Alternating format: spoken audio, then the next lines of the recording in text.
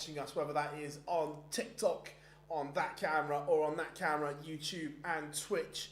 How are we all doing? Good to have you in for what should be an incredible session of tungsten action. It is looking good. Hope everyone is good. How are we doing? Do you think Litler will be in Budapest? I hope so. How are we doing? Tom's Live, we've got a bumper session this evening. We really have. Going to go through that in a second with you all. Let me just update the fixtures on screen, and then we can run through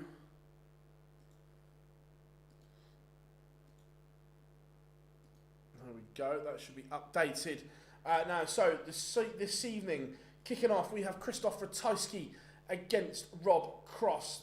Then the Iceman Gerwin Price will face Nico Springer. Stephen Bunting faces Dukes. There it is. Kevin Dukes, James Wade against Nathan Aspinall. That will be a good game, I promise you. And then Luke Humphries against Dirk van Duijvenbode. Dirk played really well yesterday. The first time we're going to see Luke Humphries since the World Series Down Under. Been on holiday, refreshed and recharged. Then Luke Litler takes on the Maverick Scotsman Cameron Menzies. Should be good. MVG, Michael van Gerwen, needs a win. Mike De Decker played very well yesterday. Another upset potentially. And then to close the show, it will be Josh Rock against William O'Connor. That is your evening's action as the big guns are in. No, Tom, don't be stupid, mate. It's fine. Honest, not a problem at all. Matthew, yes, buzzing for this evening. It's going to be some spectacle, that is for sure. Did you see the news that Litler will play the German Darts Trophy in? Let's not get carried away. Until I see him there, I have scepticism, because managers and so on, or not even managers, enter. So if you qualify, you are instantly in. It just means he hasn't been pulled out yet. So let's see. He may not go. Do you think Ratiski can win this? Yeah, 100%. Ratiski played brilliant yesterday. Well, it's a tough game. Rob Cross is good. But yeah, can he win? 100%. Anthony, good to have you in, my friend. The one and only Mr. Anthony Eugenia from the CDC, doing incredible things for darts in North America. Remember, that is hotting up. One more weekend of action in Indiana, and then it will be the Continental Cup where things are on the line. That will bring to a close another fantastic season for darts in North America with the CDC. So one huge weekend of tour action, and then the Continental Cup in October. Make sure you are subscribed to either PDC TV or the CDC social media sites, where you will be able to watch, I believe it's 5 boards on the tour weekend. So I hope you're good, my friend, in Texas via the greatest city in the world, that being New York. And anyone that knows me knows how much I love that city. And yes, my TikTok timeline is full of Christmas in New York stuff at the moment. Am I sorry? Absolutely not. How are we doing, Kay? Hope you are good. Yeah, I've got England on the iPad. I thought they were dog shit first half. No, Tom, not a problem at all, my friend. Who's winning the World Series? I'm gonna not comment until I've seen this weekend, Michael, because if you're asking me based on the knowledge that we've got over the last few weeks, I'm saying Litler, but we haven't seen Humphries and Price and so on, so I want to see how they are, but before we go and judge comment on it. But I hope all is well, everyone. Got me pineapple juice and soda water all ready to go. Ratiski is on the stage. he was still better coming out to the Wenger boys. The Wenger bus is coming.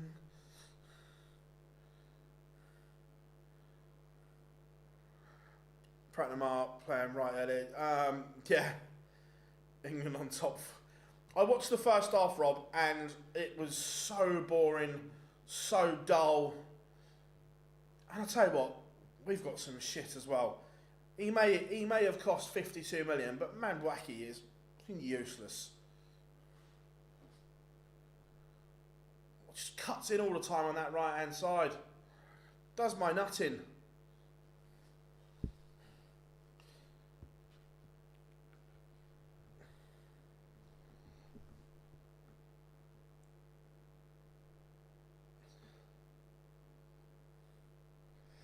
Rob Cross has won the ball.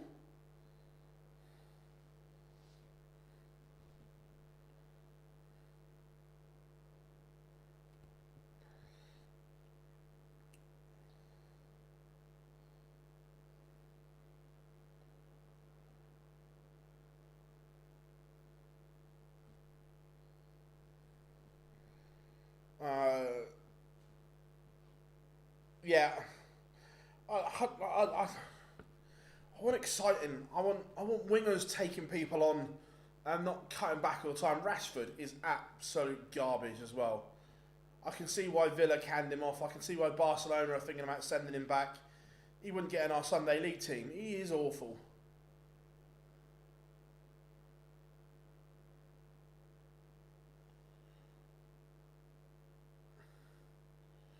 Mr. Bevins on stage.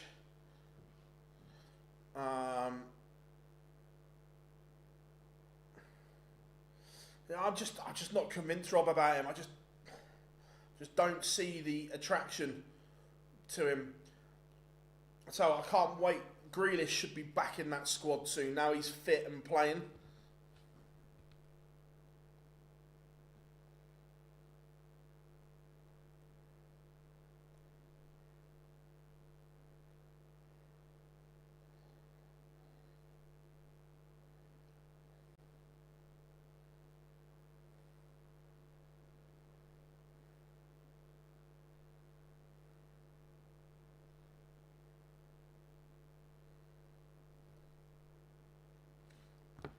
Right, we are underway. Rob Cross is getting us underway. How are we doing on TikTok? Hope you are all good.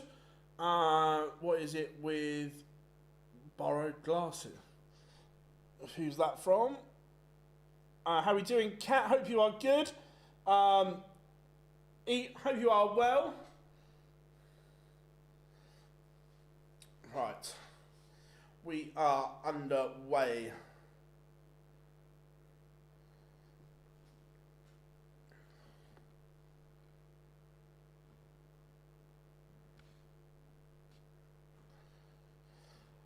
Cross started well here.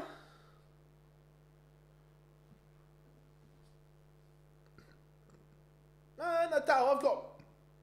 I've got no issue with the manager not being English, as long as they do the right things. And look, you can't. What Serena has done for the Lionesses is incredible. So yeah, I've got no issue with the manager not being English. Look, if there was an outstanding English candidate, maybe, but there wasn't. The only one you wouldn't have got.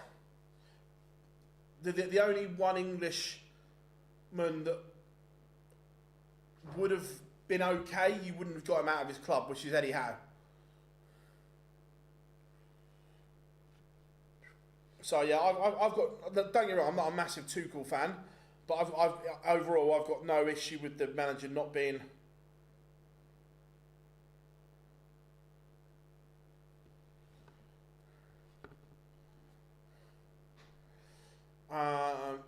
Matt Rashford's attitude, I just don't rate him. There's a reason he's been bombed out of every club going. That's very good. From voltage, the 1-2-8 goes in leg number one. He is up and running. We've got a joker in the old TikTok chat room. Nice to have you. Nice to have you there. We stream over multiple platforms, mate. So why don't you go and do one? Go and troll someone else's chat room.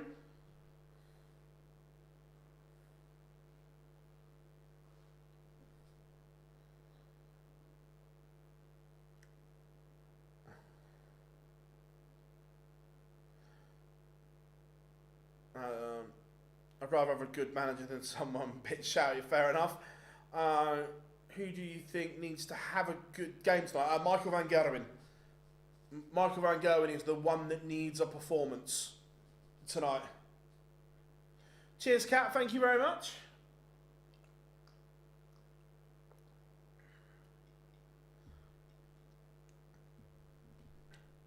Ratiski not playing anywhere near the level he did yesterday. He was brilliant against Barney yesterday. But so far today, he is bang up against it. Absolutely bang up against it.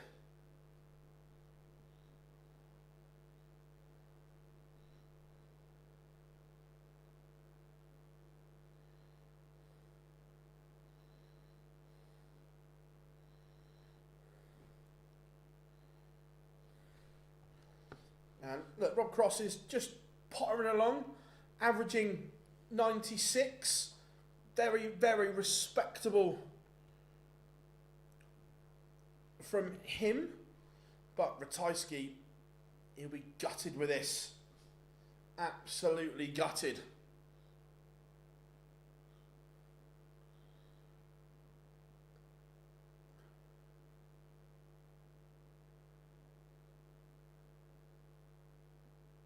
Big dart, this. Yeah, and it goes. I say, Ratiski are just put in a decent visit to get him to a finish. Where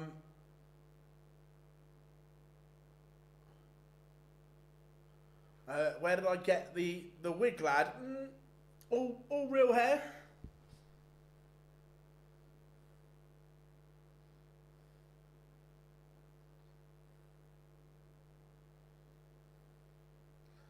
But yeah, Tom, going back to the original question, MVG needs a good game.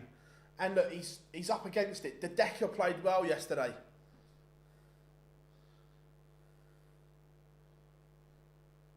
The Decker played really well yesterday.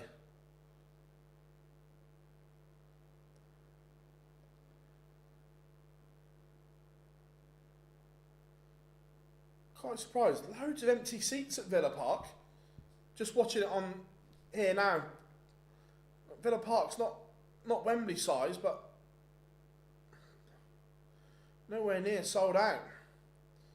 Ratiski is asking questions here of the Rob Cross throw. Down to a finish first, Ratiski. Cross needs at least a 140. Would do with another treble. Finds one that's good from Cross. Yeah, Couture 100%. There's some interesting. To be fair, it's been really good so far. But see, so far this evening, there's been some interesting ones.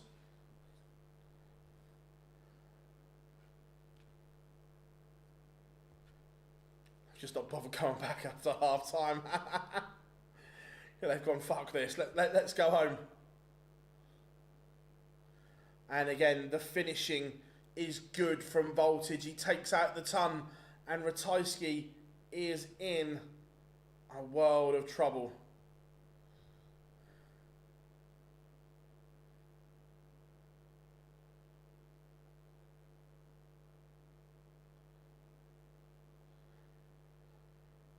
Finishing has been on point.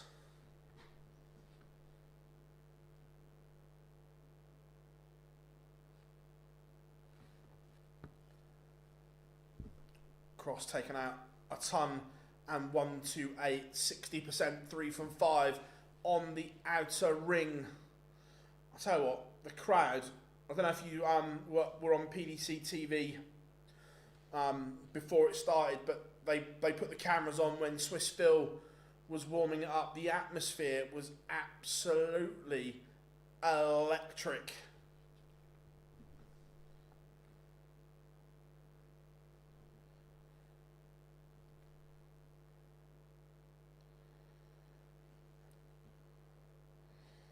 Ratiski needs this leg, needs something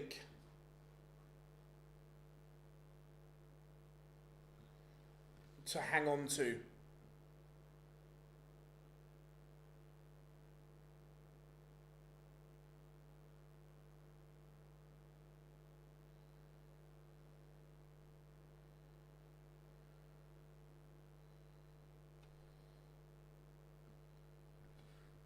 So 111 for Ratiski.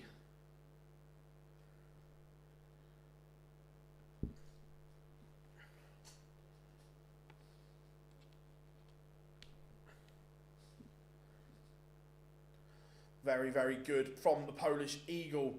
A couple of things have happened over the last couple of legs. One, Ratiski has upped his level. Not dramatically, but enough. The other one is Rob Cross's has dipped. Rob Cross has gone from averaging 97 to 89 in the space of a couple of legs.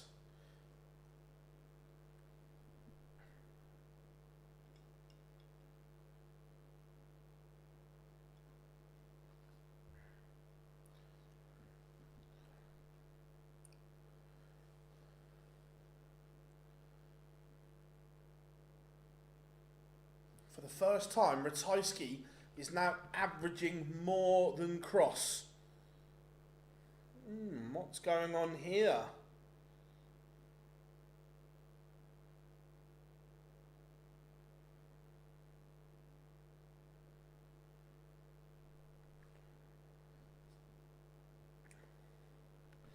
Oh, good question. Who does Peter Wright face? Let's give me a second.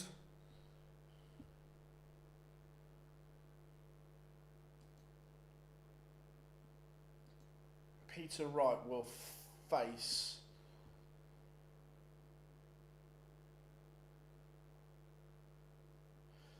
Stephen Bunting or Kevin Dutz. So, potential tough game against the Bullet. Oh, this is good from Ratiski. Oh, he misses on the outside for a break back opportunity.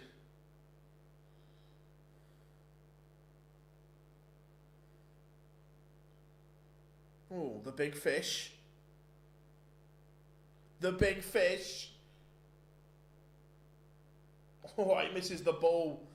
We almost sent fishing rods out.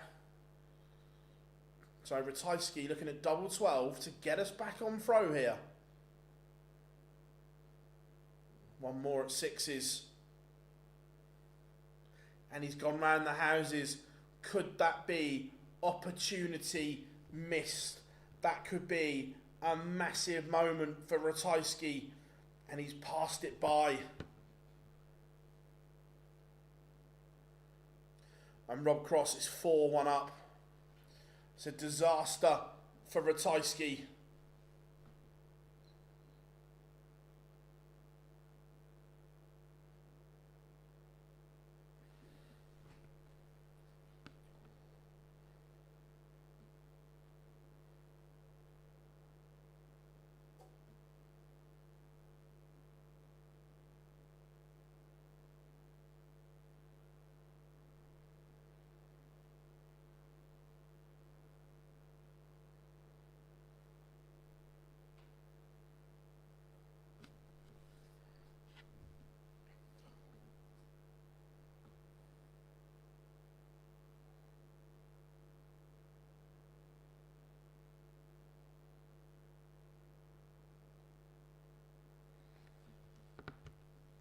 Oh my. Oh, he was threatening the 9 for a bit. But again, Ratiski's throw is now under severe pressure.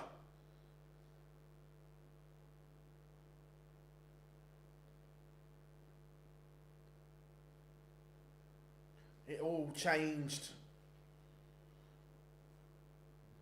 in leg 5. Ratiski missed 4 darts to break back, and now he is paying the price, the ultimate price.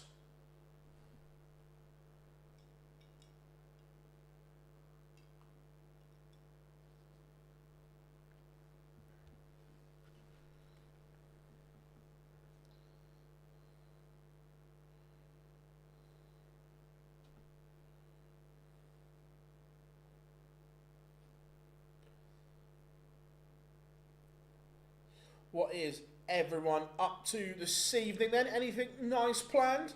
What's going down in the outside world?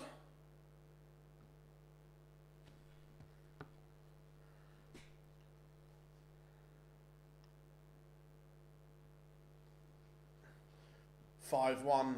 The writing is on the wall. Ratiski will be so disappointed. 1 for the slow start and 2 for leg 5. Since then, Bobby Cross has marched through the gears and is looking unstoppable here.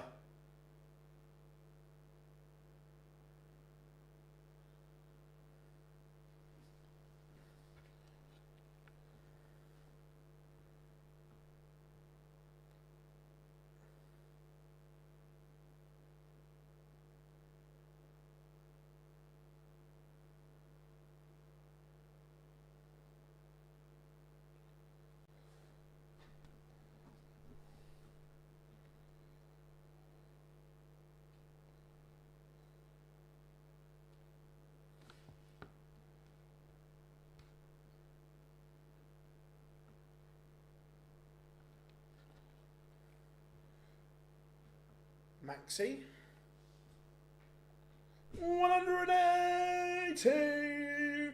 And Rob Cross is now 2 visits away.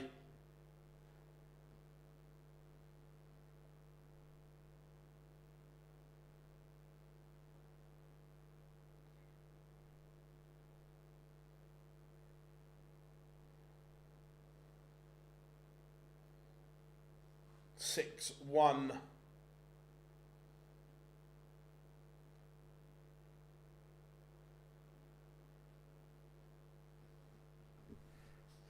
Very, very good from Rob Cross.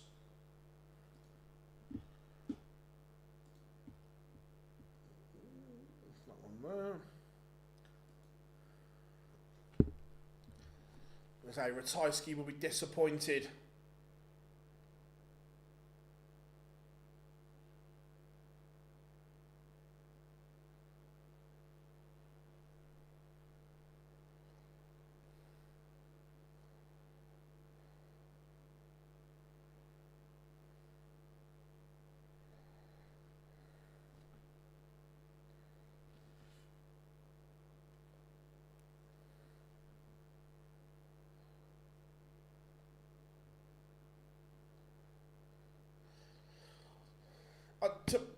To be fair, Rob, no one's doubting Reece James's ability.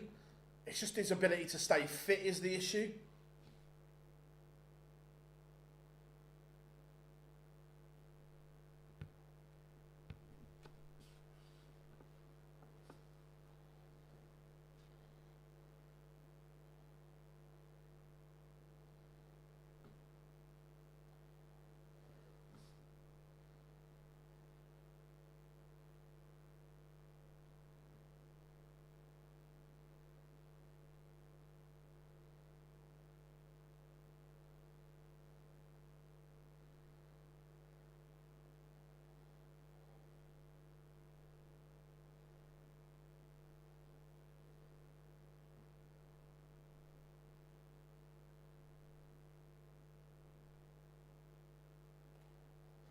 Yeah, I agree, Katrina. I hate international breaks.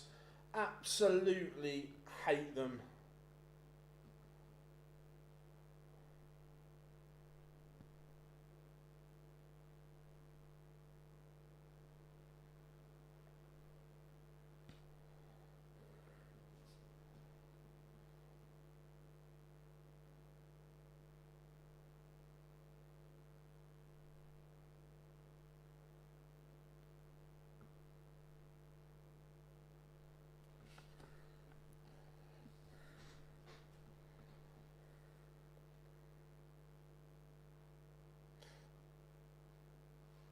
Yeah, possibly, Rob, but I just think that football's become over tactical and just bores the shit out of me. I remember, and again, I'm thinking of Spurs in particular here, but Spurs under Redknapp and Pochettino was so good to watch, so direct, full of running. Klopp at Liverpool the same, so good on the front foot, powerful, not tippy tapper, back sideways, back.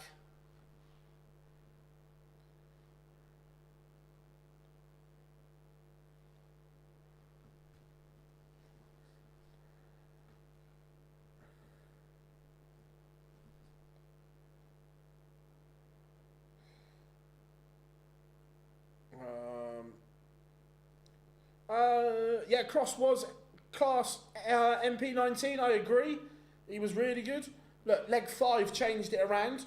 Ratiski missing 5 darts to level it up and put it back on throw.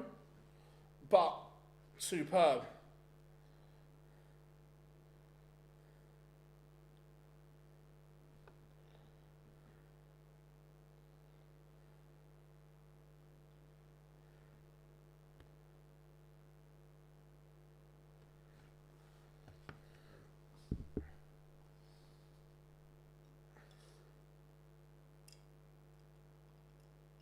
We've got about 20 seconds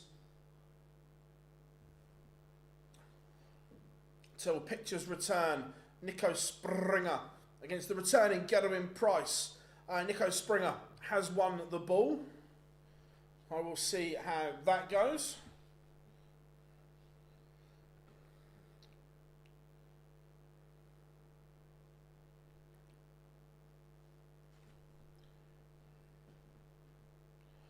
Again, I just showed Rob Cross's throw slowed down there. When the release point is on for Cross, it is superb. When that release point is slightly off, that's when it becomes the issue. Who does Cross play next round? He will play Wessel Nyman. Tough game. Nyman's played really well so far. Chris, I am 100% with you there. I'm just like, don't get it.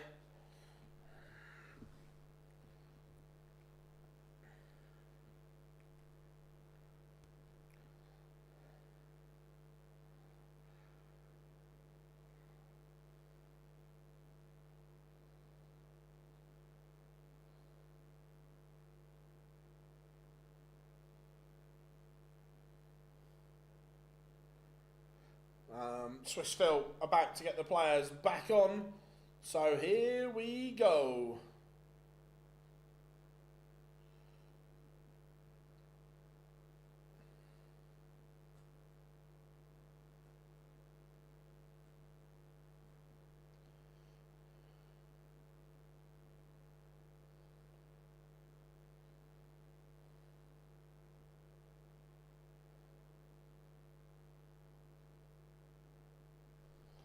Springer walking on first.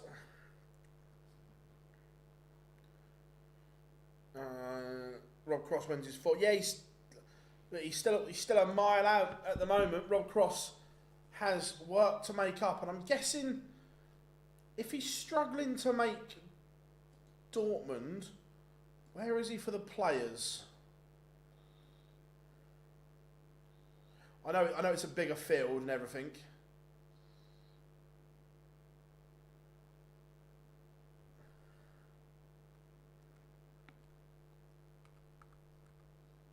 At 27th, he's fine there. Just wondered because he's not had the best of form. Cross could really do with a great Grand Prix World Series. He could, but he also needs a run on these World Series, these European Tours, because missing Dortmund is not good, especially when he's had so much success in that tournament before as well.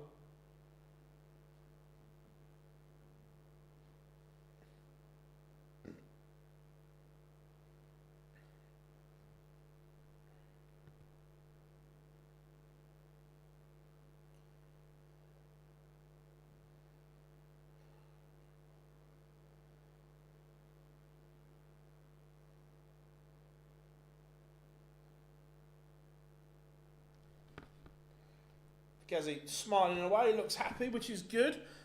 We saw that he's got a new shirt on the way. Don't know what it is yet.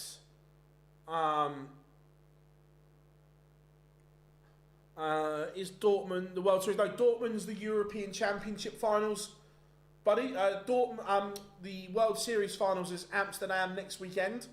The Dortmund is the European Championships. Love that. Until I've seen others play this weekend, I can't say anyone other than Litler. But that could look, because we haven't seen Humphries since Australia. Price coming back from an infected hand and so on. Look, there are lots of them that can beat Litler, but we don't. We've seen Litler for the last 2 weeks know what he can do. We haven't seen these guys to see where their game is. Especially early on as well. Those first couple of rounds are only best of 11s. That's easily doable.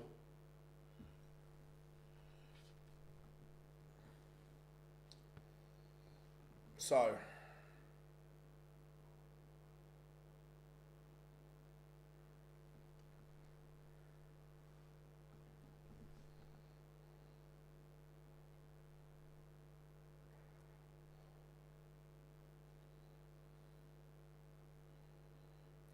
How are we doing, Darryl? Good to have you in, my friend.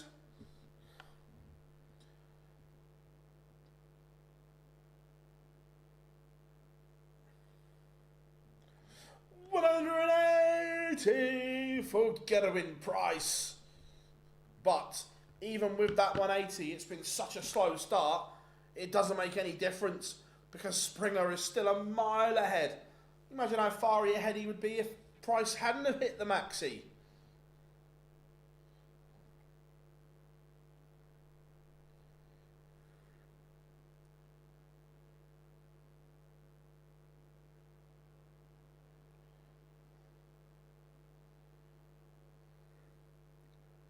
One 0 Nico Springer leads.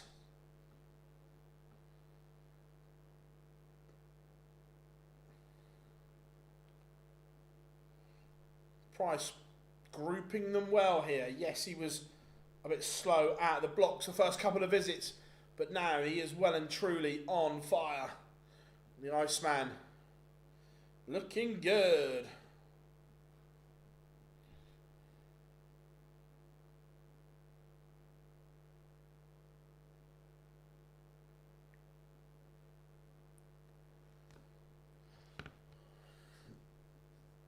Springer must be favourite. Yeah, possibly.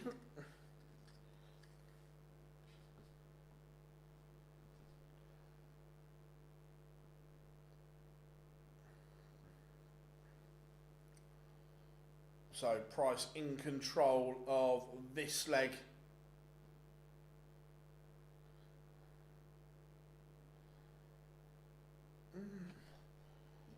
I don't know, I'm not sure who else you'd put in the mix at the moment. Best newcomer.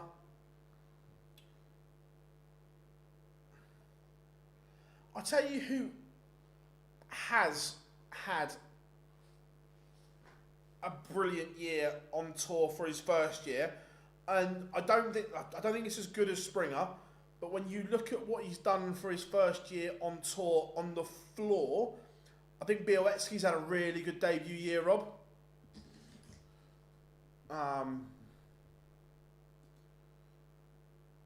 So he's provisionally up to 74 in the world. Price does level up in year one, and at the moment he's going to the Players and the Worlds.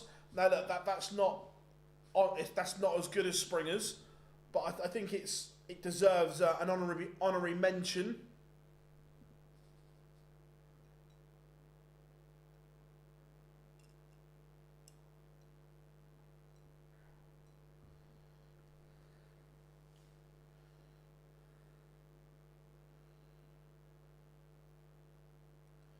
Price has gone through the gears here. It's averaging 106. And the Springer throw is under a little bit of pressure. Well, it was until that 140.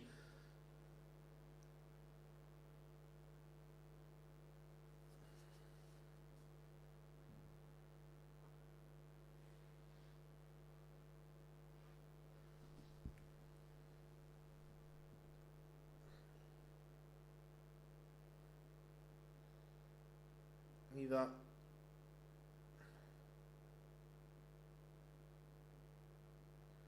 Białecki about to play. Yeah, I hadn't even looked at that, but I think Białecki's had a really good debut year on tour. Oh, that is magical from Gedwin Price. He takes out the 136, and the Iceman is cooking. This is the Iceman we want to see.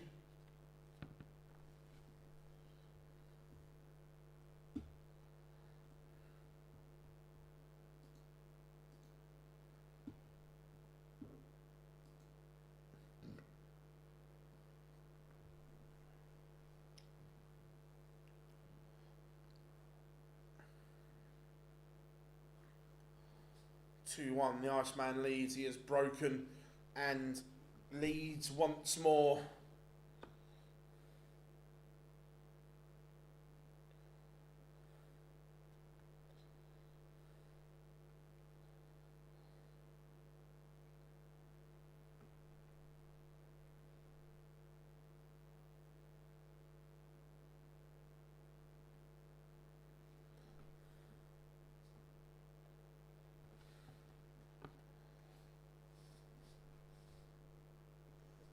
Again, Springer not done a lot wrong. Still averaging 98.5. It's still very good. But Price is going to get his first shot at 101. Leaves tops unless Springer has got a cheeky little Shanghai in him. Needs a treble here. Treble leaves tops, but not there. Not there, my old China. Crabtree, honourable mention as well. Justin Hood. Yeah, I'd say they both get mentions as well. How we doing, Higgy? Hope you are good. I think Crabtree's been good on the Dev Tour. Where is he? 70, 77. Yeah, I can go with the Crabtree one as well. Justin Hood's a weird one that it shouldn't work, but it does.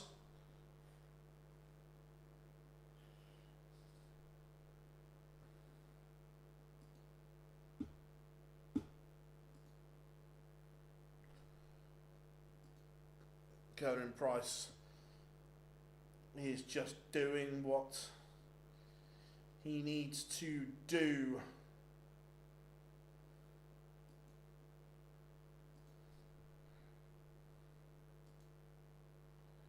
Solve that one. Yeah, I'm just looking for something on.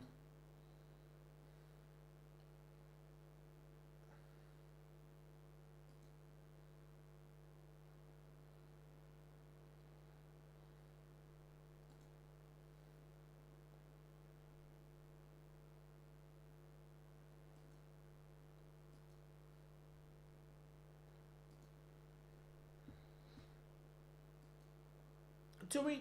Right. It might just be me because I'm trying to do 400 things at once.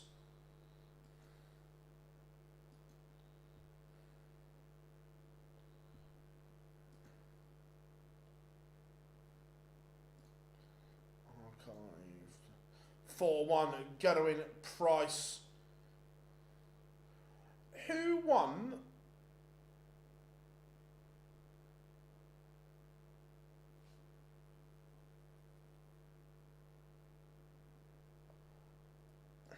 Event 11 in Australia.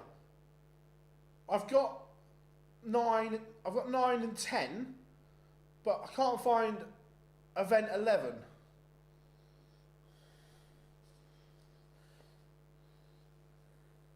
On Dart Connect.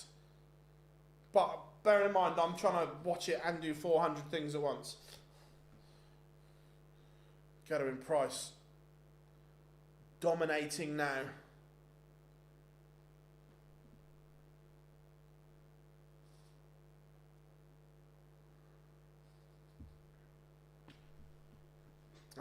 Come on, Wade. Yeah, James is playing brilliantly at the moment.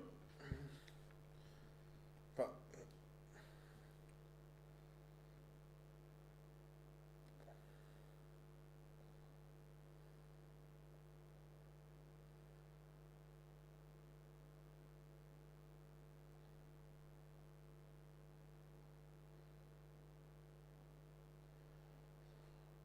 $110, he's going to get a dart. He's going to get a dart, and of course, he pins it out. The combination finishing has been nothing short of sensational from Gathering Price.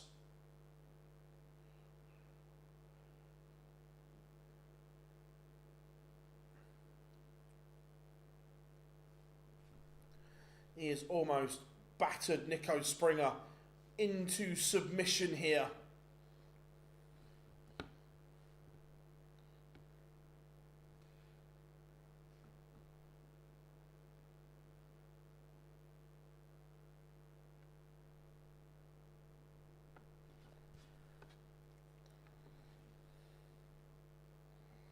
The Iceman loving life up there.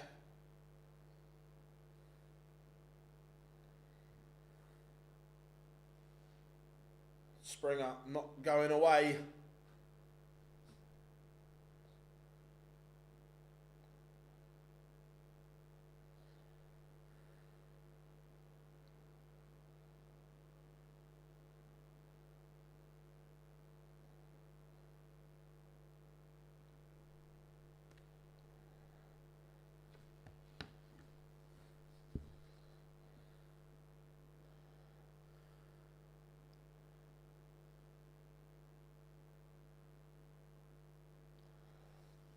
Springer takes out 92. That's very, very good from him.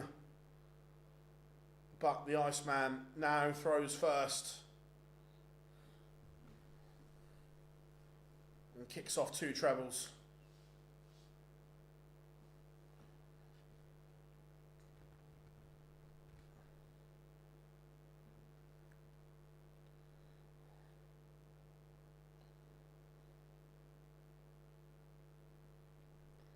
But that little slip opens the door again for Springer.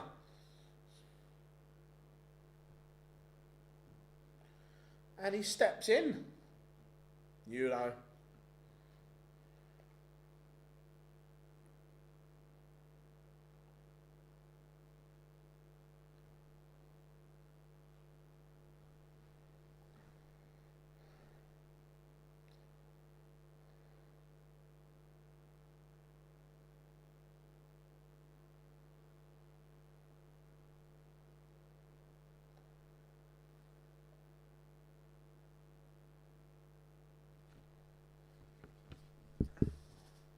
So, Gathering Price, 111 to win it. Logan, can you show the darts live? No, we can't, mate. It's copyrighted material. PDC own the content and don't fancy losing my channel because of it. Gathering Price seals a 6-2 win. Ton average for the Iceman. That is cool, calm, and very collected from Gathering Price.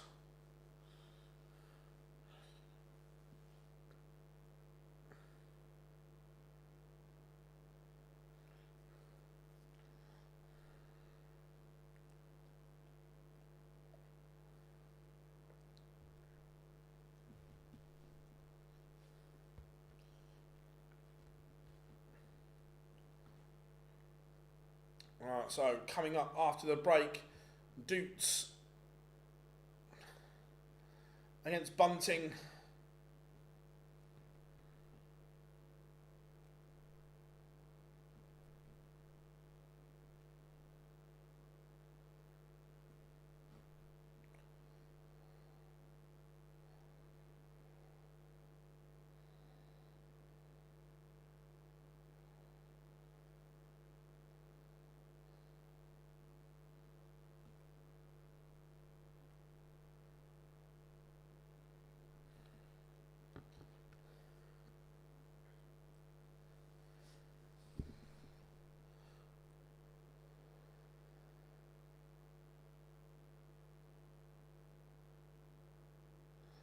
So, Gezi talking to Swiss Phil.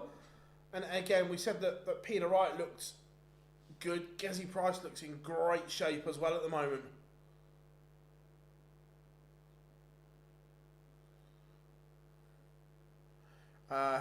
Hayley Lewis, wild card for the Premier League. Look, I'd love to see Adrian do it one more time. I just don't see it happening, unfortunately.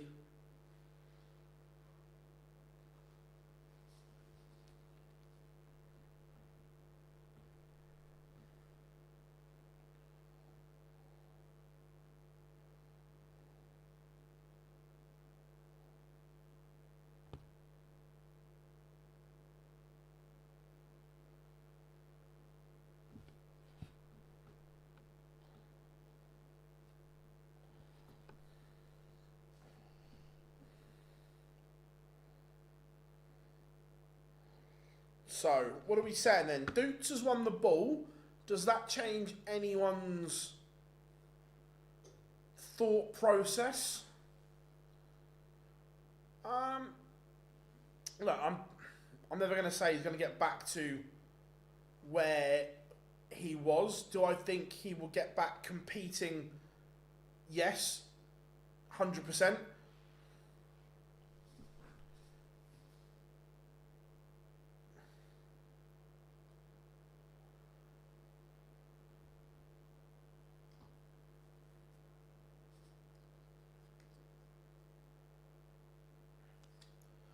Loads of Going Price fans in the audience as well. Going Price, will you marry me sign as well. They're loving the Iceman in Prague.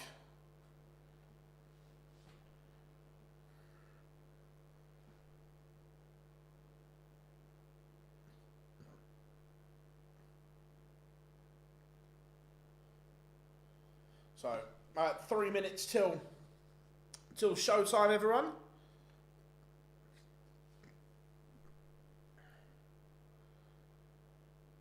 Daryl, again, this is real head and heart. My heart would love to see Adrian Lewis at the top end of the sport again, but I just don't ever see it happening. In terms of, not because of the ability, I just think he is so happy and content with life, the way he's doing it now and so on, that I just don't see that desire and that burning passion to do it is there. And to get back to that level, that top 16 level, the drive and the fire has to be there, and I don't think it is. Darts should do it. Yeah, I would love to see a Ryder Cup style event. Would absolutely love that.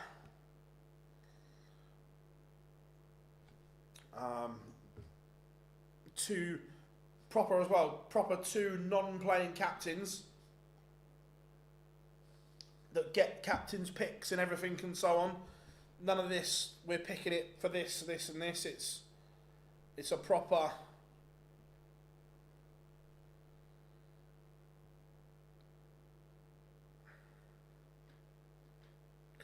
Yeah, he has got a lot going on, but I just think he's also so happy with the way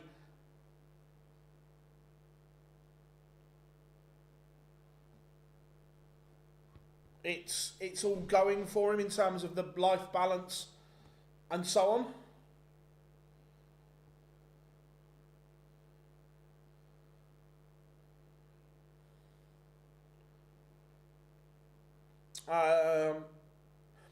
Rob, are you still in?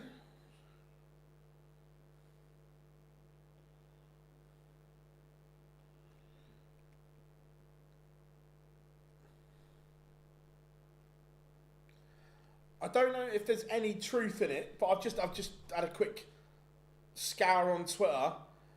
West Ham have contacted Frank Lampard over potentially replacing Graham Potter. Could you imagine Lampard going back to West Ham after the shit they gave him? How are we doing? John, good to have you in, buddy.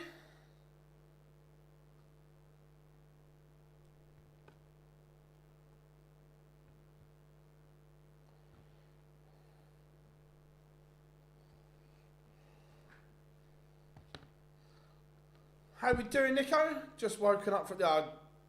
yeah, to be fair, I can turn my iPad off now because it was that dull. Don't need the iPad on anymore. Right, pictures are back, so we are getting ready for Kevin Doots against Stephen Bunting. Bit of Doots, there it is.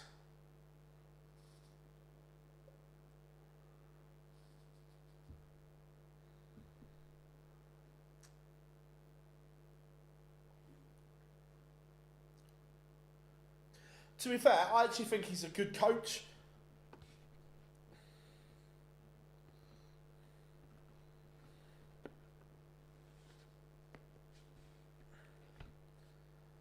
I'll tell you what I'd like to see is a blind comps pair drawn out. So, yeah, from a fan's point of view, 100%, John. I think you would get some players not entering it because of the possibilities of who they could be paired with.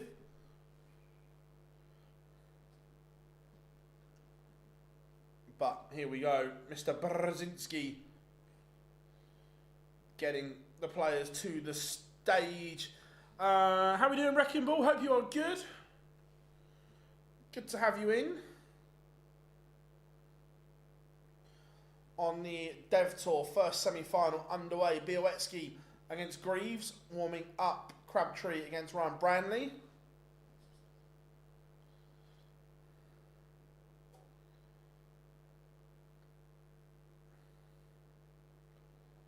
So here he is, a bit of Doots. There it is.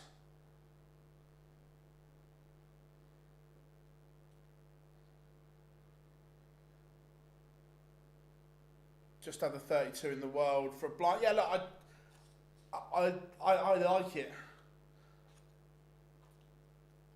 Or if you wanted to create a bit of drama and a bit of backstory, you could do it a bit like they do in American sports, where they have, I want to say the draw, but it's not. It's like the trades and so on, where you actually have like the top 32, the top 16 in the world actually go up and pick who they play with.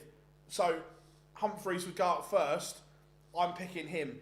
They have to be outside the top 16, obviously, and so on, and see who's left. I've said this about the Premier League because it would create a good story. That can I have a shout out? It's my birthday. Of course, you can. Happy birthday, Wrecking Ball.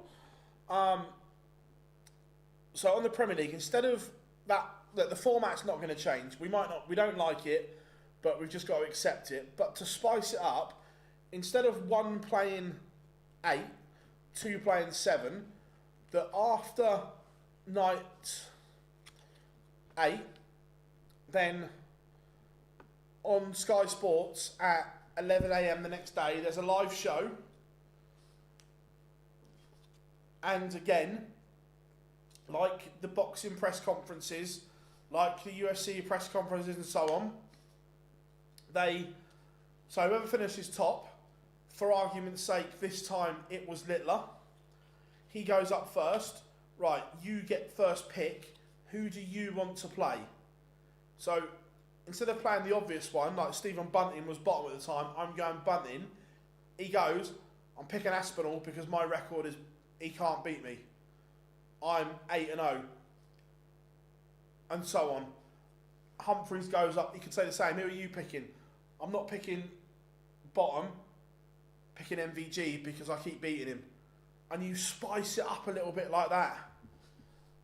And you create good shoulder content and so on and everything like that. And look, I know everyone's not a wrestling fan like me and Matt Edgar and that are, but just in terms of storytelling and shoulder content and everything that goes with it, forget the main event, they sell themselves. But AJ Lee's return last night, in 12 hours, across WWE platforms and so on, all the stuff that went with it, 93 million views in 12 hours. That is insane.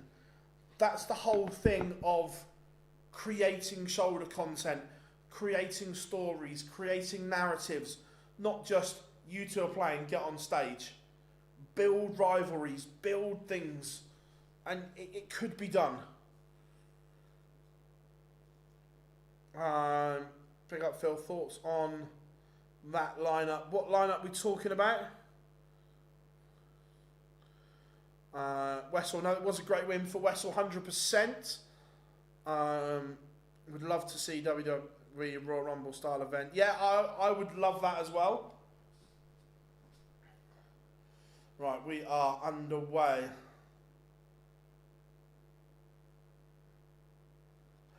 Rob, I get that, but you're not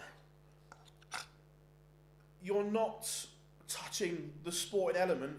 You're creating the drama around it, like UFC do, like boxing do, and so on. That you have these, and you create these stories, and so on.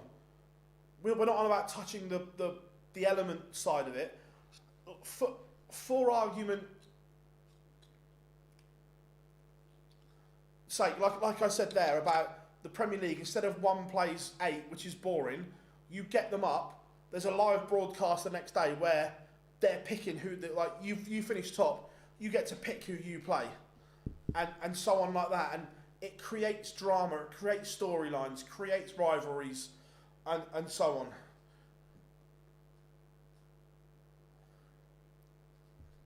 The way they do boxing and UFC are a sport, not entertainment. They create drama within, and so on. I just think that it could be so good.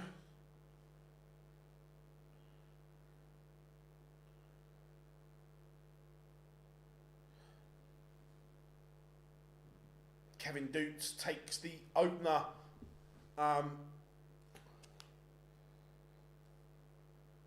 England, pile of shit. Are you the new PDC marketing director? No, Jono. Look, I just think that you don't need to recreate the wheel. Just look what other sport. 180. You kind of just look at what other sports do to create drama, and so on.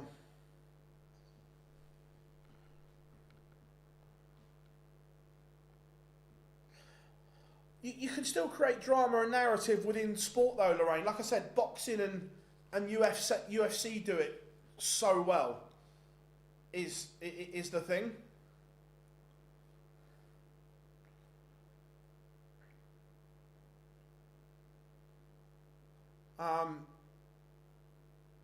Like take boxing. That if there's a potential fight coming up, one of the guys is fighting tonight. His potential next fight is sat ringside watching. So, again, just spinning it here, you've got the World Match Play. Now, you win your quarterfinal, and you know you're playing the winner of this one. Stick them front row. Create them watching.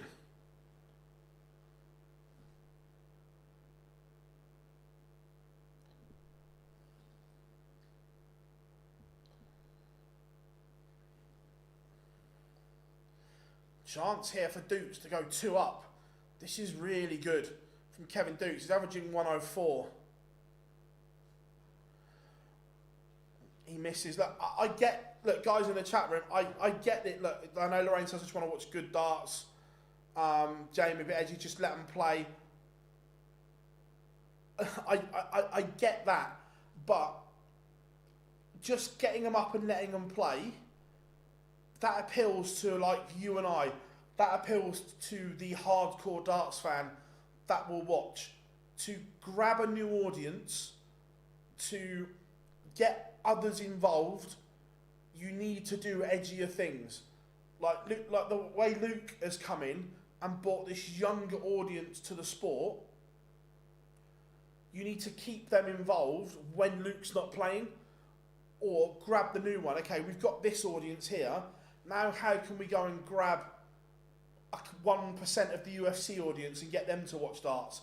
How can we get 1% of the boxing audience in to watch darts, and so on? It's those bits about growing the sport to other audiences, not just. And I'm as guilty as this. That everyone knows I dislike the Premier League format, but for the fan in the venue, I get it and I get why they keep it. But growing stuff and things like that, I just think you need to be a bit creative, and so on. Darts in the Olympics has been discussed for you. I don't think it'll ever happen, Lee, and for me it shouldn't either. There are, in my opinion, there are loads of sports in the Olympics that I don't believe should be there. I think the Olympics should be the pinnacle of your sport, and for a darts player, winning the gold medal would never be the pinnacle, the same as golf, tennis. Is that the pinnacle of their sport? No. So I don't think it would happen. Bunting has dodged some bullets here, and he is 2-1 up. He could easily be, and probably should be 2-1 behind. Kevin Dukes missed a huge opportunity. Rob, I'd rather Rinko went shopping.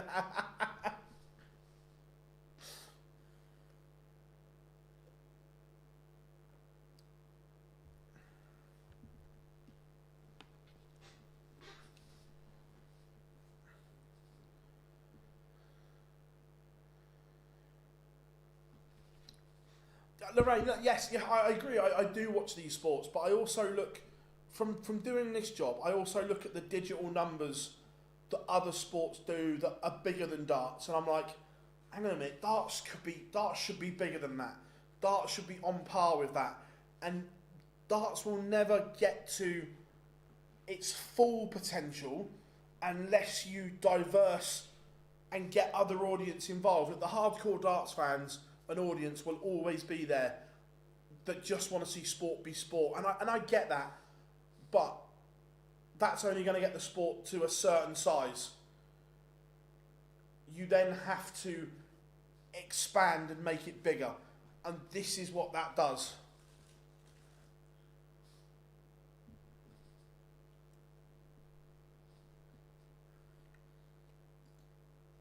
Litler, roughly somewhere between 8:15 and 8:30, somewhere.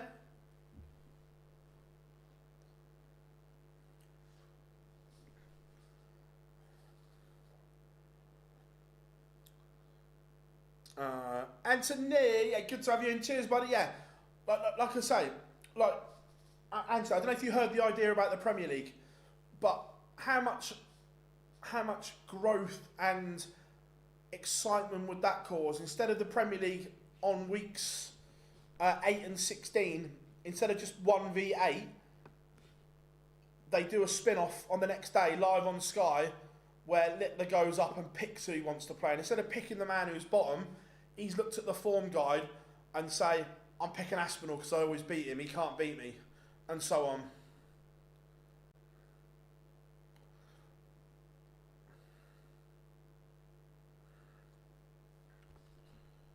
Let's make the Premier League similar to football.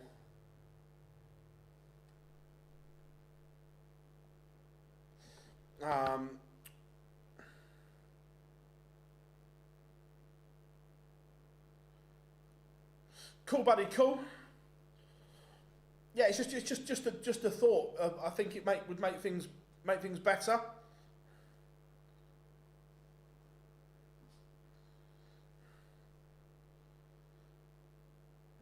£1 million match, Paddy Power guys on the media will open some doors.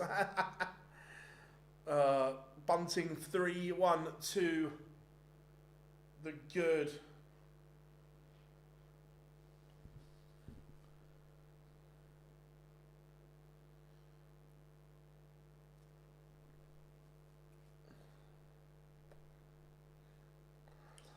Sebastian Białowski has beaten Bo Greaves in the semi-final. finals. Bolt goes into the final.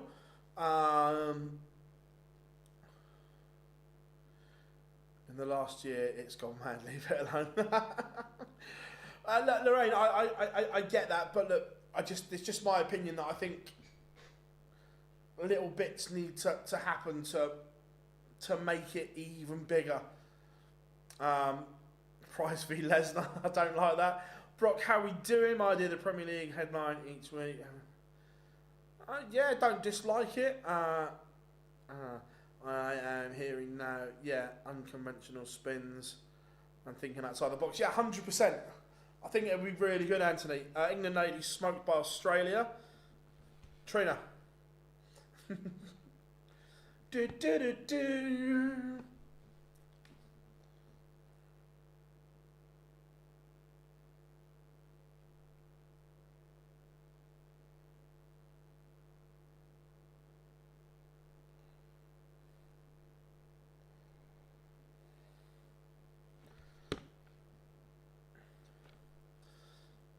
Three, two, Duke's back in this.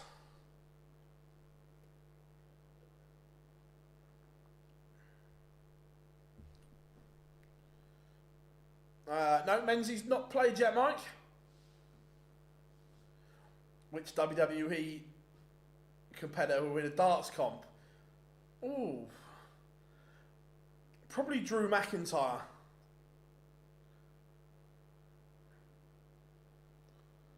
But again, throwing an idea out there, and again, it's something different, and people go, oh no, this can't happen, it's changing.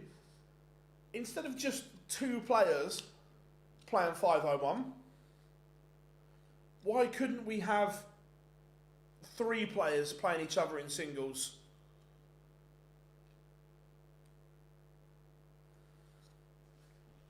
$180 for the bullet. But yeah, go Matt. Instead of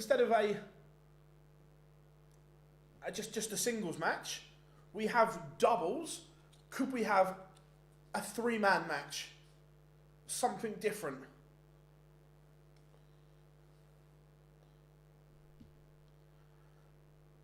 No, Rob, what you could trial different things.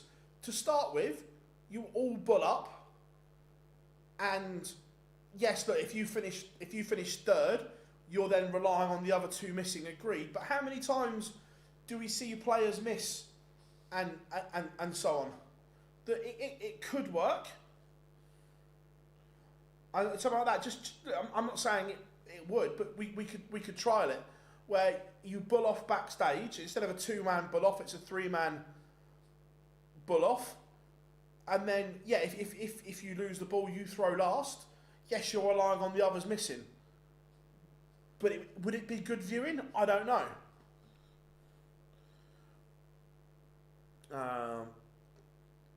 Yeah, Brock, don't mind that.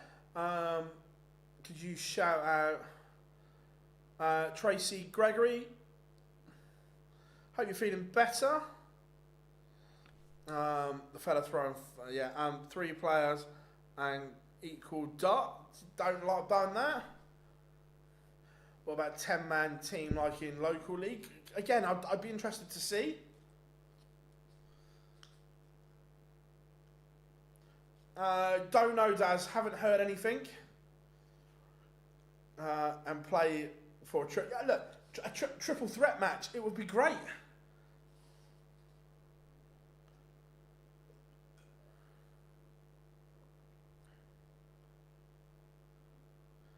How we doing, Steve? Shout out to the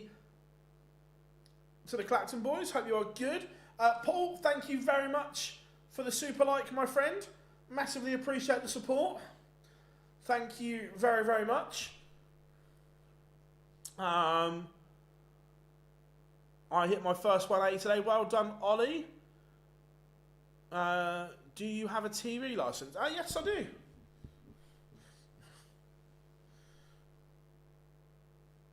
Drew 1-1 Rob today. It's a good result, to be fair. Bat fins are a good side. Nico, shout out to Nigel. No worries, mate. Trip 701. Yeah, like I said, there's been some really good ideas here floated around. And look, we're not saying they're all going to work, but you could try them and see. Adam, how we doing, buddy? Another night turning at work. Oh, harsh, mate, harsh. I hope you're good.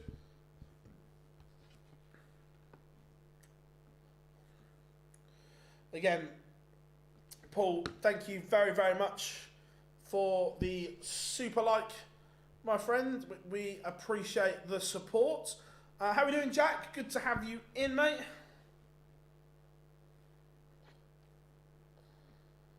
No, so tonight I had a pre-prepared chicken and rice. It was alright.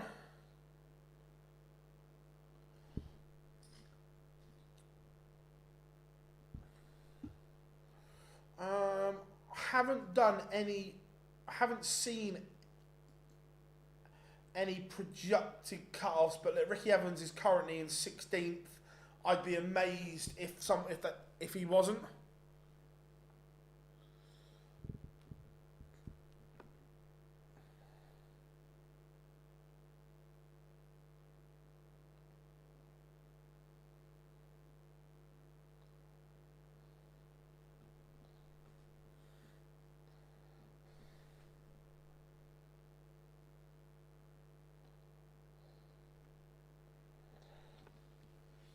In the States, we kind of have one-off events that we do, Mix 1701. Yeah, I don't dislike it. Yeah, Lorraine, some pineapple juice and soda water. I love it.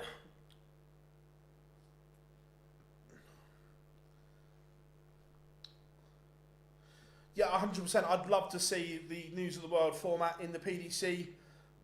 Jamie, best of 3 all the way through.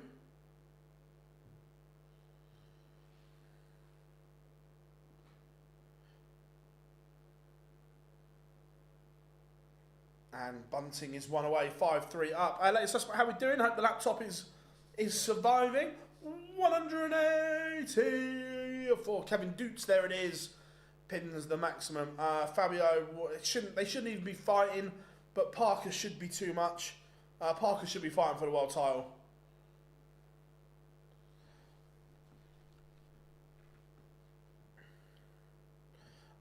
Loved SmackDown last night, Nico. One of the best ever SmackDowns.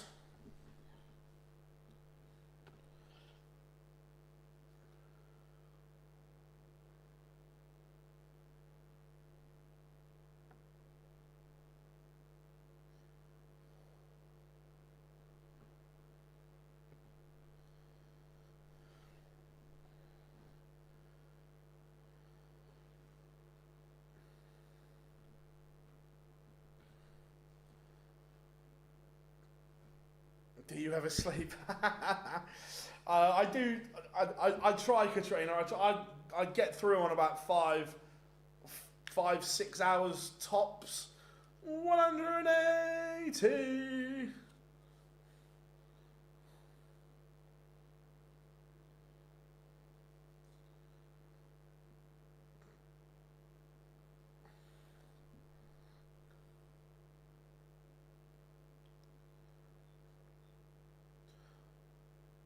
Bunting has missed 2 match starts.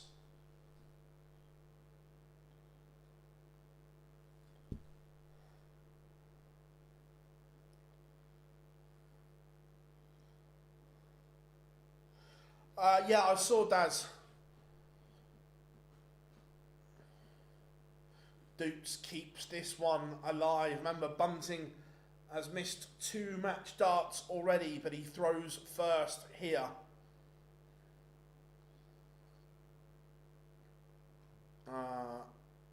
The crowd's been absolutely mint, Daz. It's been really good. Really good indeed.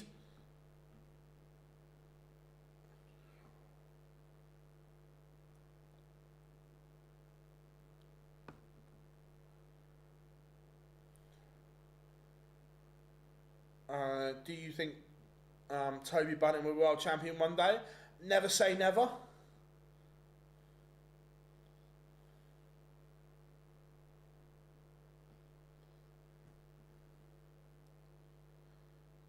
Yeah, 100%. The crowd on the European Tour has been superb.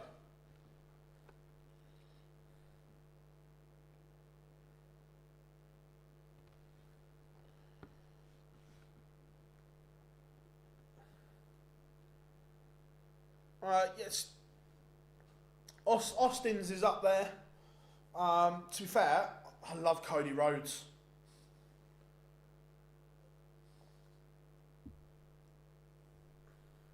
I like Light It Up as well. Light It Up. How are we doing? Favourite world championship or favourite world champion at the Mo? Oh, MVG or Gary?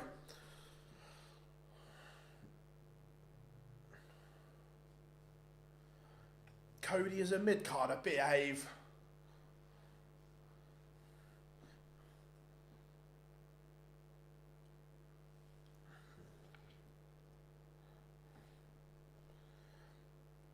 One, two, six. This may have to go. It might go.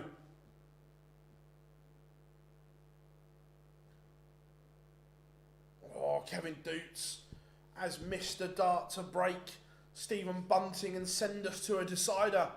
Can Bunting take out the ton?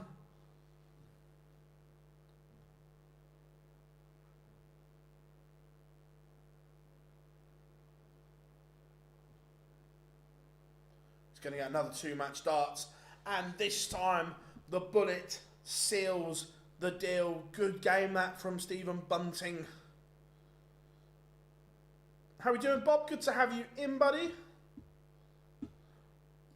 I'll tell you what, this could be an absolute belter coming next. It is the machine, James Wade, taking on the Asp, Nathan Aspinall.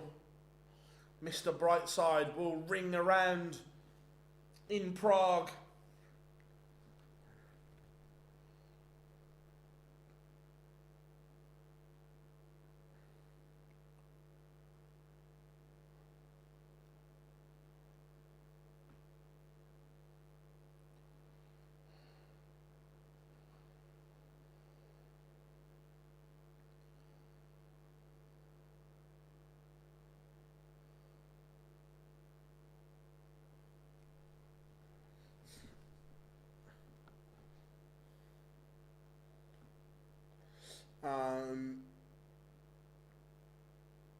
If it's yesterday, James Walker on all over. Where's the Wade alert? To be fair, I am going to make some new ones. Obviously, we've got the 5 that we've got. We are gonna add to the walk-ons.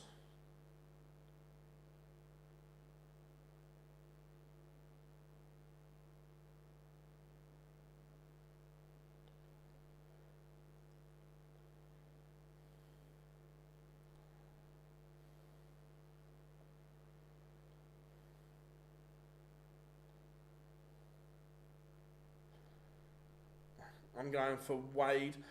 I think, again, it's an intriguing game. There are a lot of factors to it.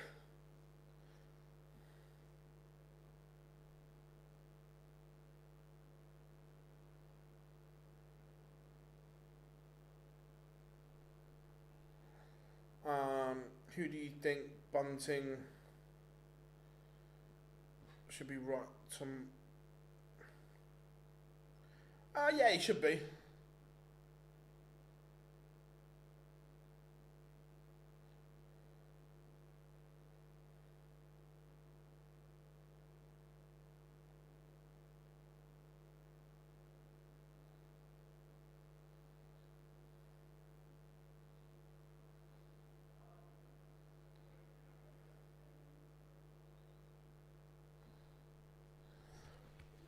Bunting just doing his interview with Swissville on stage. So we'll carry on the amazing chat room we've had so far today. Wade has won the ball. whilst we do that, I'm just going to stand up for a minute.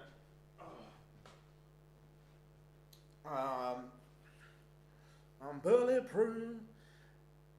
I will chase that this week, Mike. I did ask the question, and I must admit I forgot to follow it up, so I will chase. But yeah, just going back to what we were saying, that just creating more shoulder content and so on, that I just think is a good thing for darts, and creating rivalries that we still go on about it now. The El Clasico of darts, Gary Anderson against Michael van Gerwen.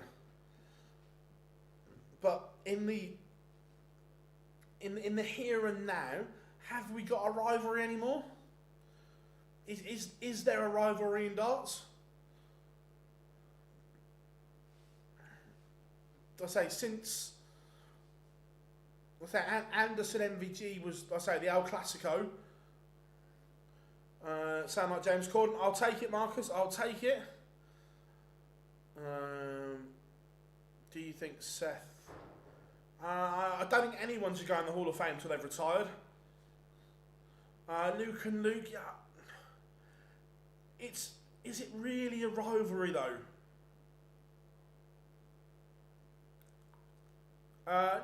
Roman Reigns and Seth Rollins will all end up in the Hall of Fame at some point, but I don't think anyone should go in whilst they're still active.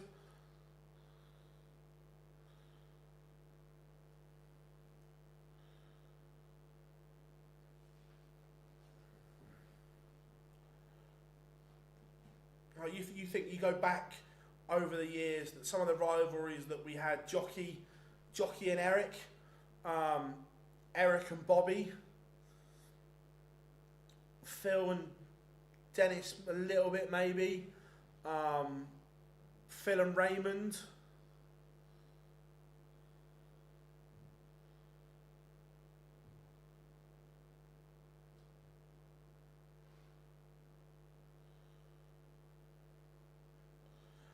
Price Gurney, yeah, possibly you could chuck that one in there, but that's more of a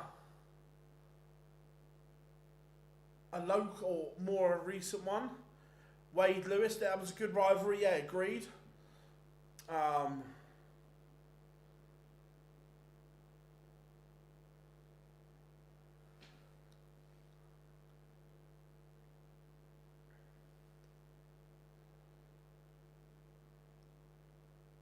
Got about a minute 45 seconds till pictures come back.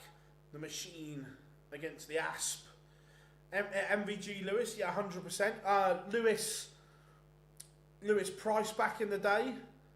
MVG right, Marcus, yeah, that was a decent one. 100%. That's what I mean, but all the rivalries we're talking about here are all old. Anderson Price, who could forget? But we've had kind of nothing recently. Is the thing. How are we doing, Therese? Have you missed any good games? Johnny Clayton played well this afternoon. Ryan Searle played really well. Van Veen was good. Gerwin Price this evening was good to beat Nico Springer. MVG is on tonight. Me and Wade.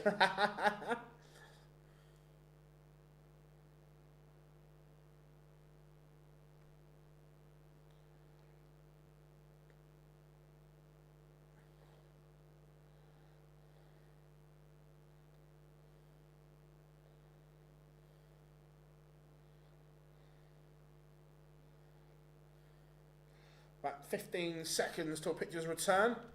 Remco window shop. Yeah, to be fair, Rob, these were probably recorded yesterday. Yeah.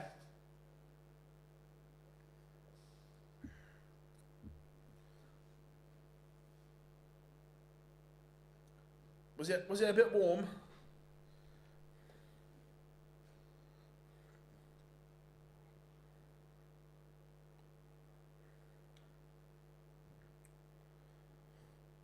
All young lot, no rivalry. Yeah, well, that's what I mean. That some new rivalries need to be built.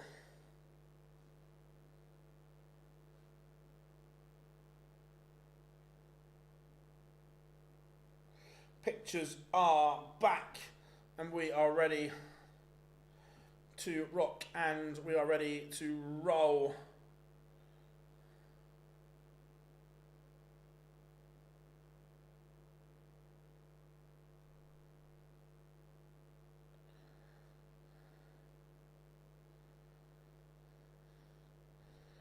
No ball at 60 miles an hour. Ouch. Yeah, Taylor Lewis, that was like built as the master against the apprentice, wasn't it? A bit like when they met Gary against Michael Smith, the master against the apprentice. How that was built.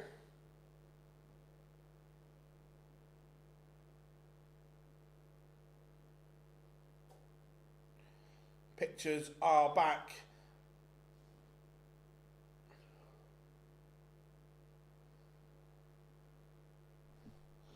We've got a bit of pep talk with Swiss Phil going on.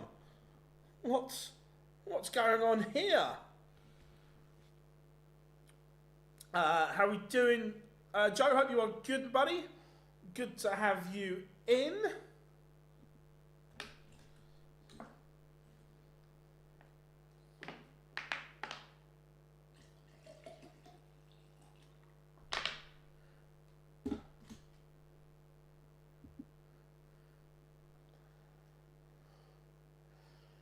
Whatever happened to McDine? He's still playing locally.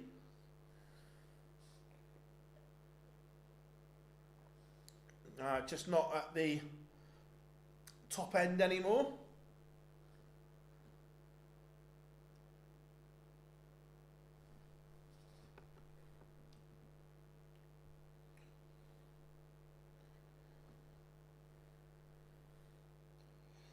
Right. Here we go, Mr. Brzezinski bringing us on. Are we ready for a bit of Mr. Brightside?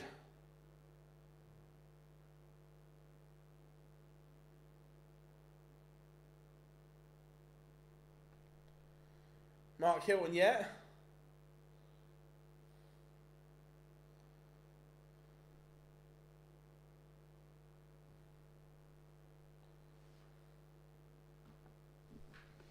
Mile high.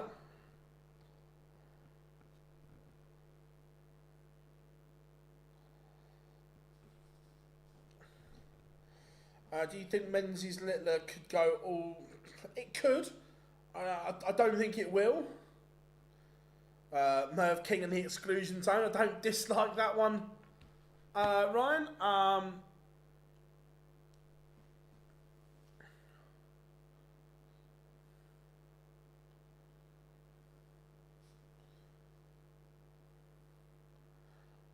I think so. I like Menzies. Look, Menzies has all the ability in the world. We know that. Menzies is a class act when he gets it right up here, but mentally he struggles at times.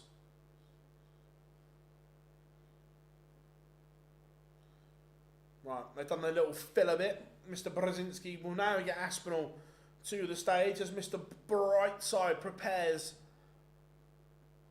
to get bellowed around the arena in Prague.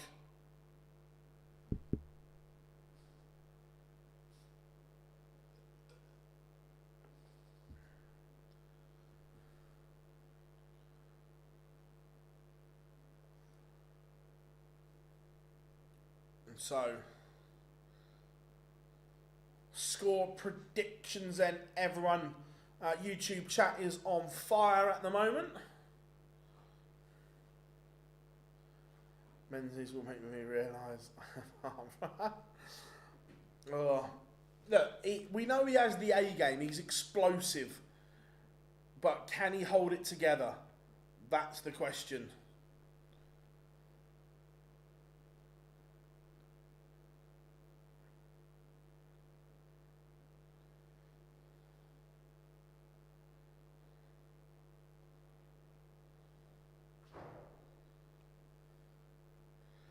can he hold it all together?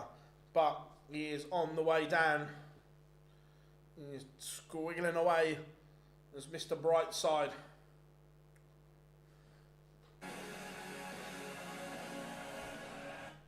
There we go. We'll capture it a little bit before the copyright kicks in.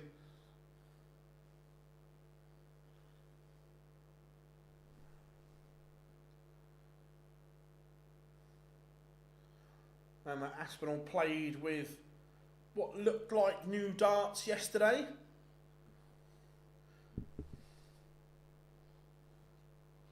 As the machine get ready for a bit of I'm still standing.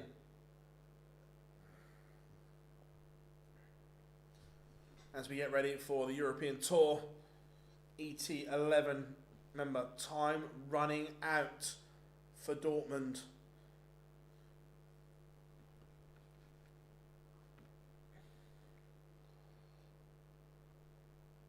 They are loving this, as is the Asp, milking it all in. To be fair, Cullen's is my favourite, I think. I love Joe Cullen's walk on.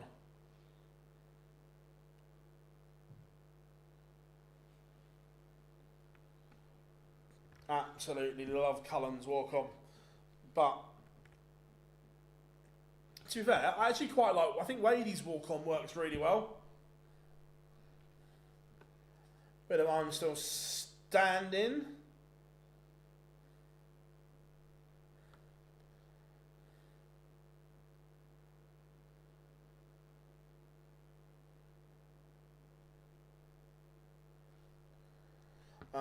Asp 6-5. We've got 6-3 Asp, 6-4 Wade, 6-4 Aspinall. Highest to hand for the first number.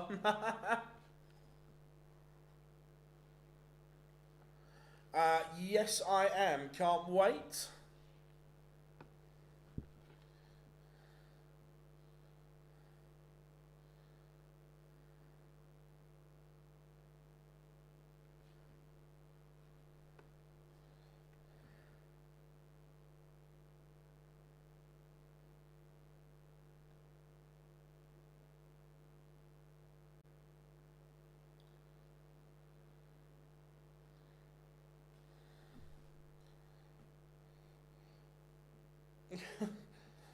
To be fair, James is milking this a bit now, and even Aspinall's just like, come on.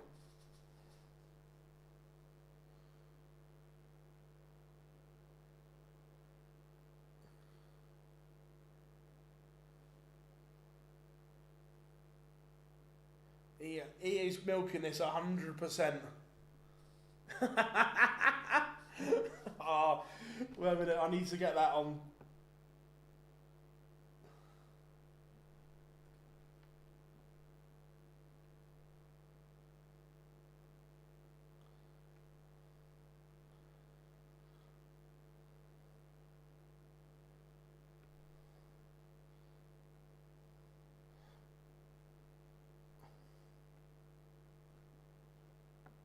Going to try and get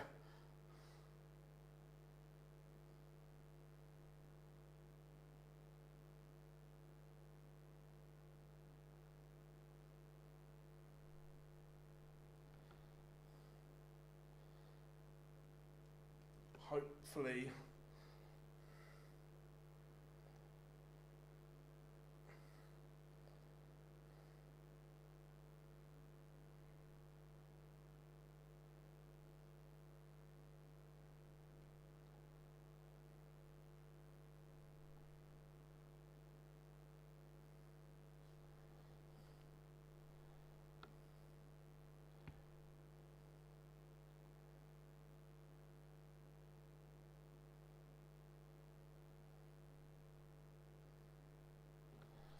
oh, that's a great screenshot. How are we doing, Glenn? Good to have you in, buddy. Always.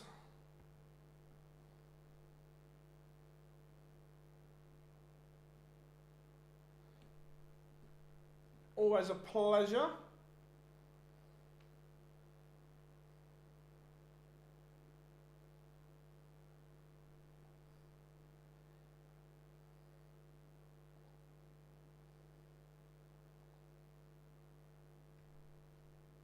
Yes, got it.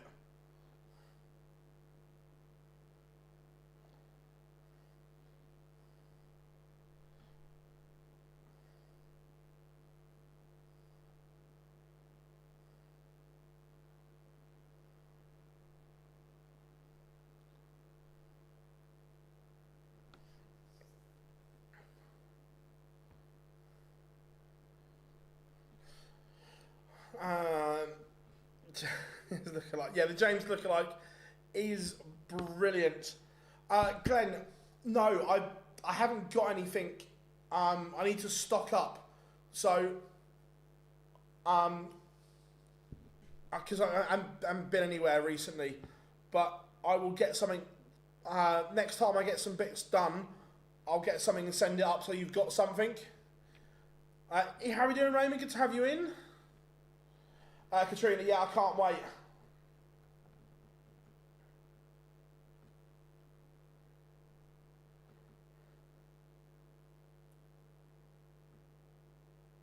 No worries, but like I say, I always try and help out people like that. But I say, it's just where I've not been anywhere, not got. I went to the cupboard and was like, eh.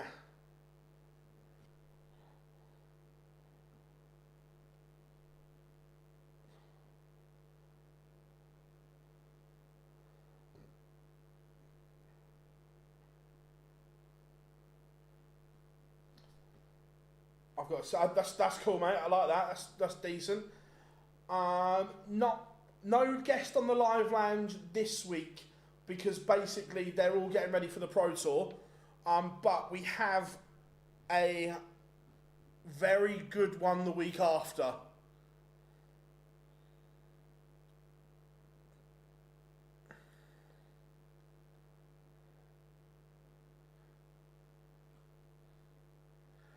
Brock, I'd happily have him on the live lounge.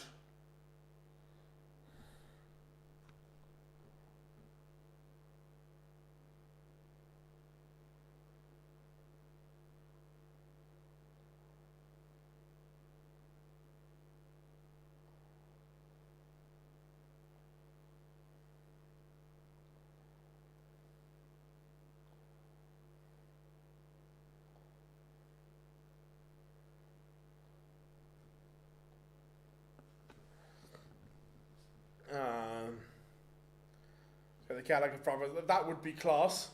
I'd take that. But 180, James Wade playing well here. Early doors, he's finding all the right bits.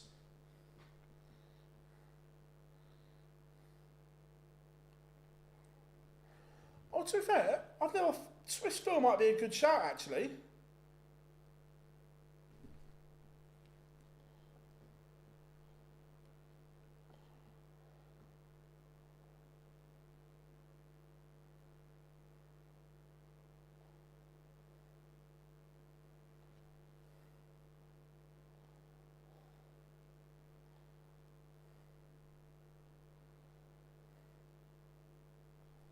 So I just posting on social. James Wade gets a chance because Aspinall missed.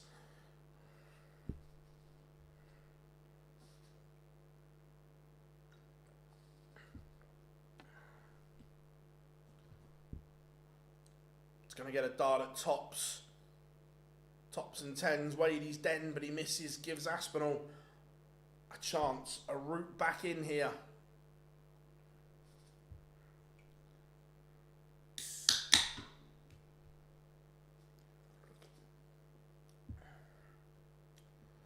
And it is 1-1. Aspinall does level this tie up. Guess the language. Like that, Katrina. Like that a lot. Can we have someone interview? If someone wants to, then yes. To be fair, I've done a couple for some university students recently. Yeah, we were saying that the other day, Glenn, that Wade's hit a lot more 180s than he has done.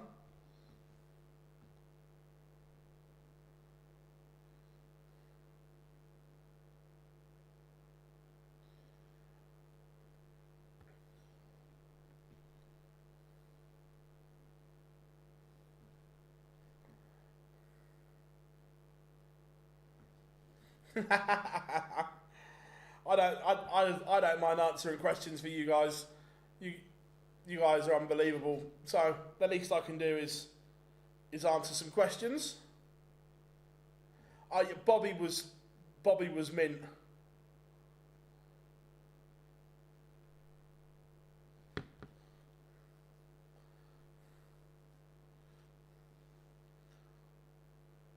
Aspinall needs at least one treble to get to a finish. Another would be better. That's good. He leaves the Hinks. The 127 in game.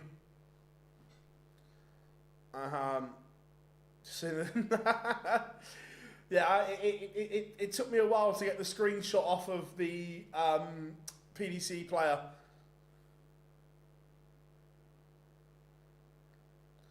So 127 in game for Aspinall. He's got 2 chances of this.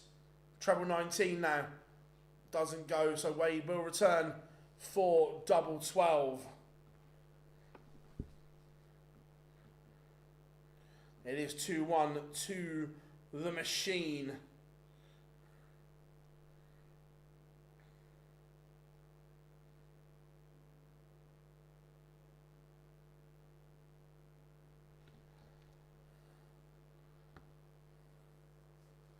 But 180. Aspinall, we've already had 5 maximums and we're only in leg 4. Carry on, gents. Ooh, boo. Where's the boo button? I'll tell you, the focus on Aspinall's face here. He is locked in. Absolutely locked and loaded. Who would be your dream person to interview? Darts-wise, I would have loved to interview Jockey.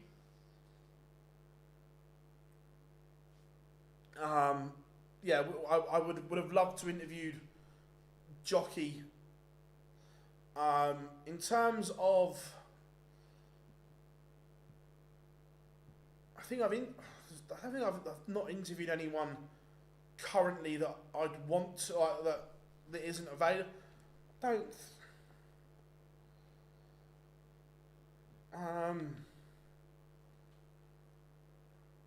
That's very, very good from Aspinall. Room 101 goes. But in terms of other sports and other areas, would have loved to interview Nelson Mandela. I think that would have been just a humbling experience. What about Oliver Priest Burgess? 9 dart on the Dev Tour. Didn't see it, Oliver, but sounds good. Obviously, I only keep a base eye on the Dev Tour while we're doing this. But yeah, I would have loved to interview Nelson Mandela, 100%. Who else would I have loved to?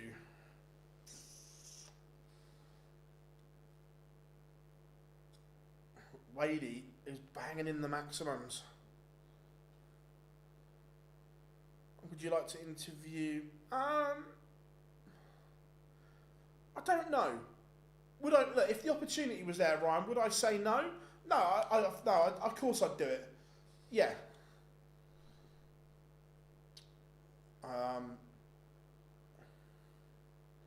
James Wade is averaging 107 here. Aspinall 105. This is good.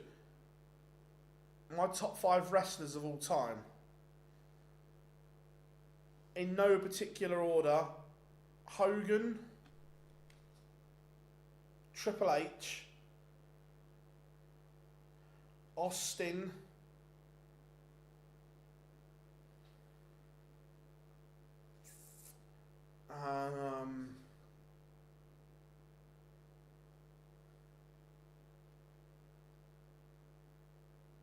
Roman. Who would my...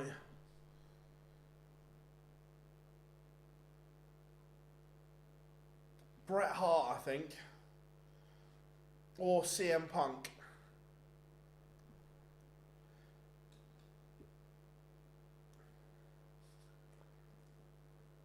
James Wade is flying here at the moment. Absolutely on point.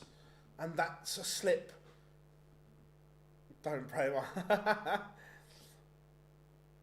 Off the top of your head, it's hard just to think.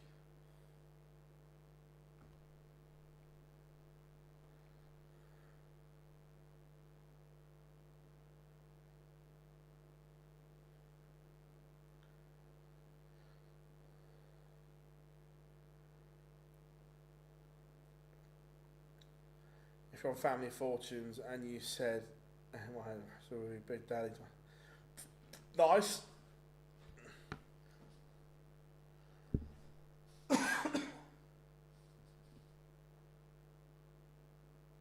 I can't get into AEW right now. It's just not my thing.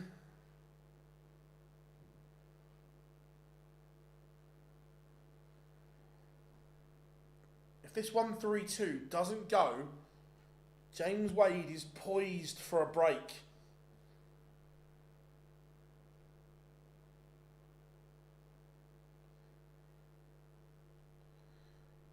And it's not going to go. Big moment here. Big opportunity for James Wade. He's going to get 2 at tops. Of course he is. It's what he does. It's what he hits. James Wade 4-2 in front.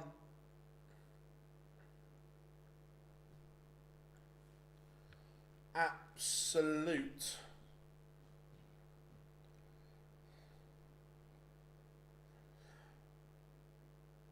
You say that, Paul, but the numbers that do watch it don't lie.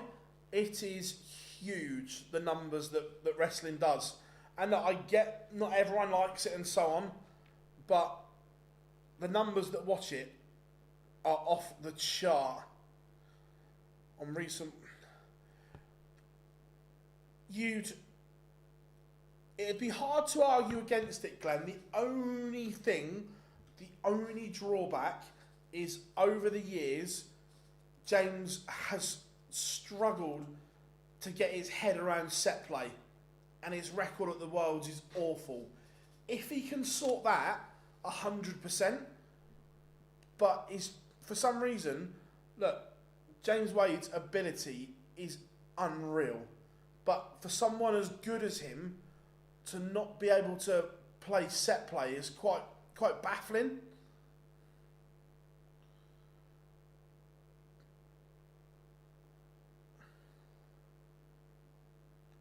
We even get a little 180 celebration, a little point.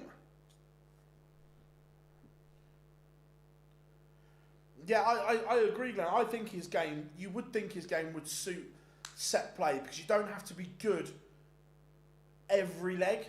You can have off legs in set play. But yeah, for some reason it's not. But he is one away from beating Nathan Aspinall. And to be fair, 180. The Aspinall's done very, very little wrong here. He has just been sensational. James Wade's averaging 107. Yeah, he did. Yeah, because James was 2-0 up in that set. MVG went 9-10, and then Wadey won the last leg.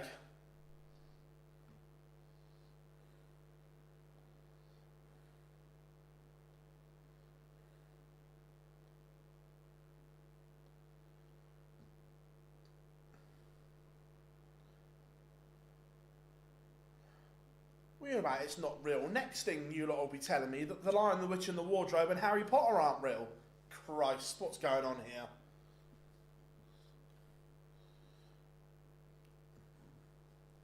Again, Aspinall in control of this leg.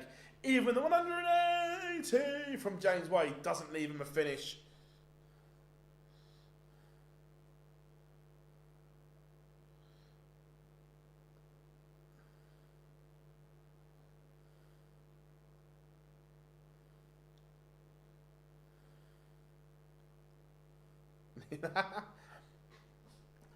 Yeah, but Paul, the producers and the director knew the Titanic sunk at the end of the film, but everyone still watched it.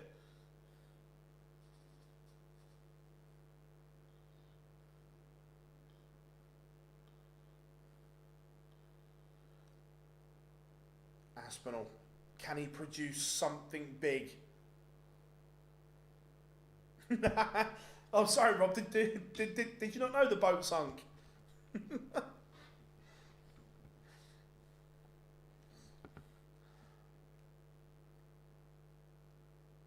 It's looking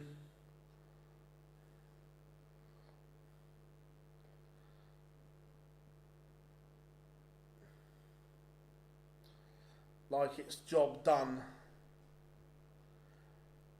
Favourite kids programme growing up? Oh. Now this is hard to split them. This is hard to split. Thundercats and He-Man. Two absolute epic cartoons. What are you watching it on? PDC TV?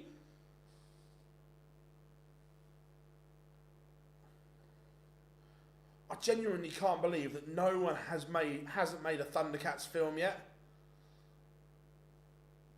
Thundercats were incredible.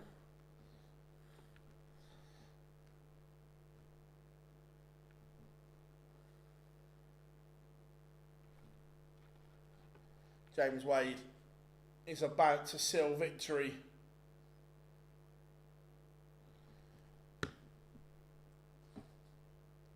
And that, I tell you what, is a fantastic display from James Wade. He's averaged 107.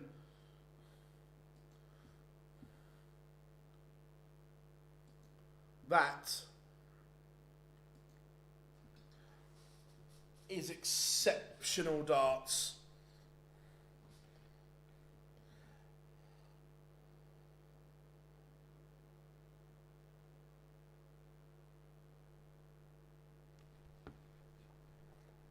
Yeah.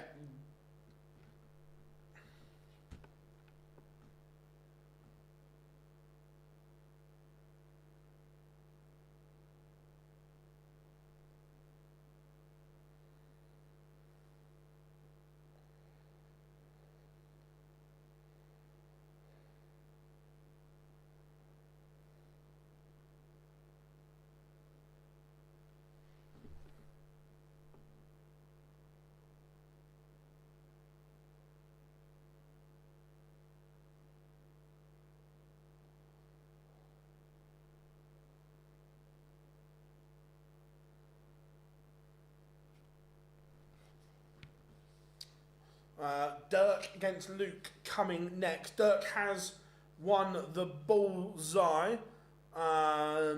Vintage Wade.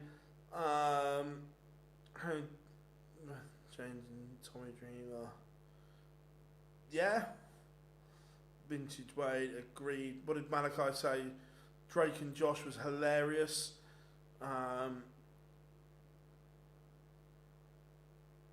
Is that the 80 lookalike up there? To be fair, Katrina, yeah, I remember Round the Twist.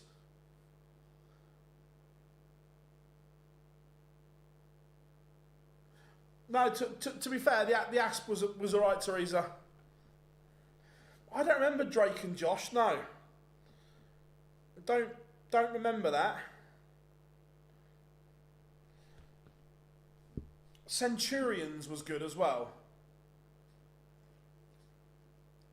But only people of certain age remember Centurions. How old am I? How older than you think, Glenn? Centurions was good.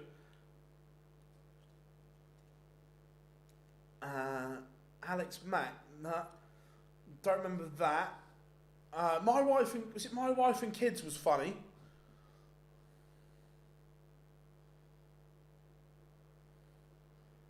Yeah, Thundercats Jono was incredible. Cheers, Glenn.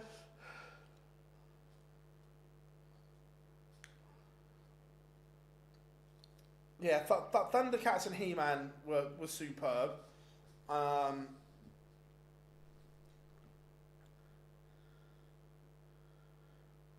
Jamie and his magic torch.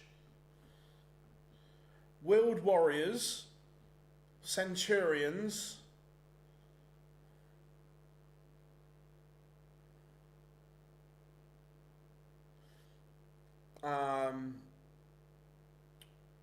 Button Moon.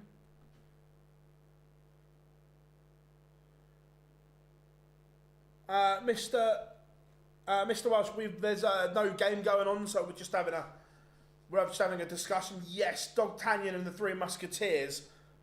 That's epic, Glenn. We'll take that.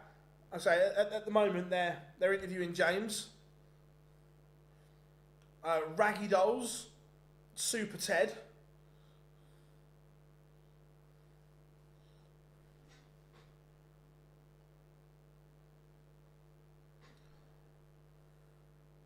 Again, only people of a certain age. Andy Peters in the broom cupboard on BBC. How are we doing, Oxford fan? Hope you are good. Good to have you in. Bat thing, yeah. Banana Man. Count Duckula. Now that was a cartoon, chat room.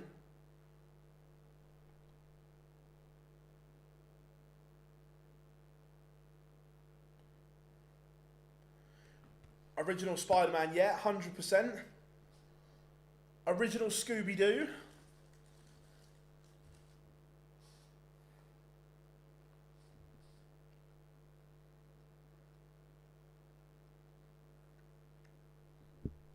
Evening, Mr. True. I hope you're good. Magic Roundabout, yeah. Does any, again, catch the pigeon. Again, only people of a certain age will remember it. But do you remember when Lion, the Witch and the Wardrobe came out originally on BBC? I think it was every Sunday early evening.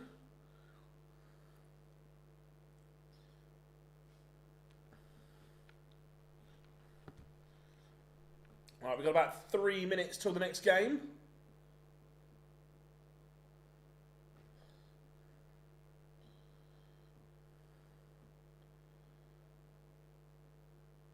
Have you ever watched that back right now? As an adult, what? The Lion, the Witch and the Wardrobe? No, but now you've made me curious.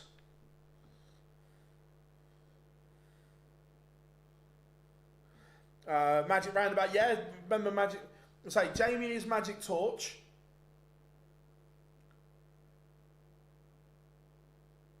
The Poddington Peas.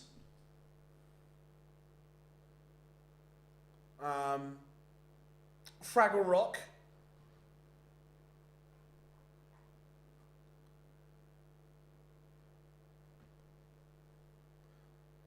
Danger Mouse. Yes, Jeffrey. Danger Mouse was incredible. David Jason doing the voiceover.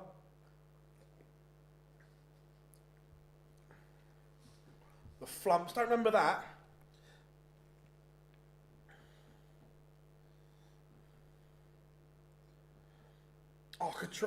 Oh, no, the Magic Roundabout. No, I've not watched that back. Oh, Bodger and Badger.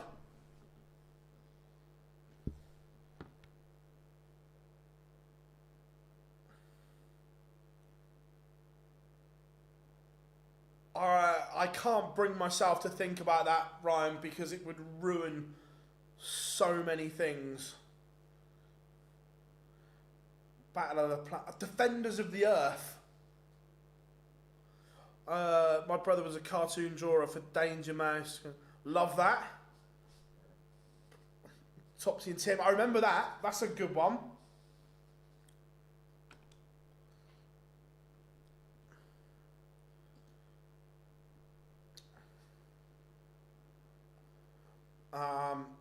Rainbow. Some of the things they used to say in Rainbow for a kid's show is like, oh my God.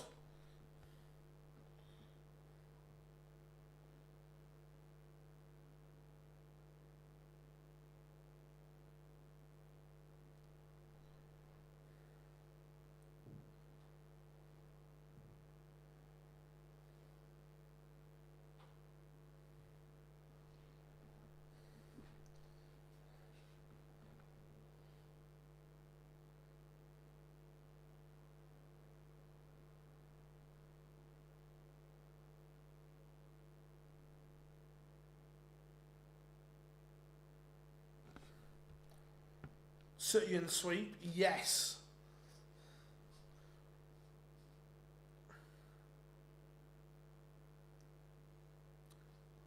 Dungeons and Dragons, what a show. Dungeons and Dragons is right up there. Art Attack, yes, Rob. Teenage Mutant Ninja Turtles, yeah. True story. Me and my younger brother, we got kittens when we were young, and we called them Shredder and Splinter. Inspector Gadget, oh, that's incredible.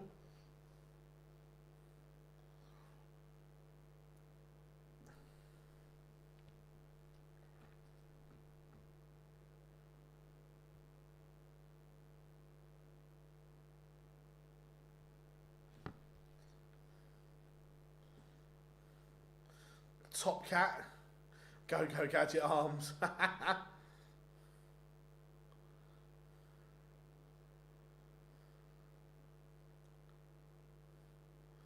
70s and 80s children's. Oh, 100% they would be banned today. 100%.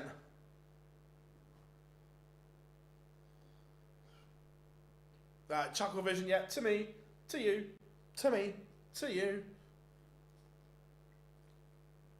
Popeye was good.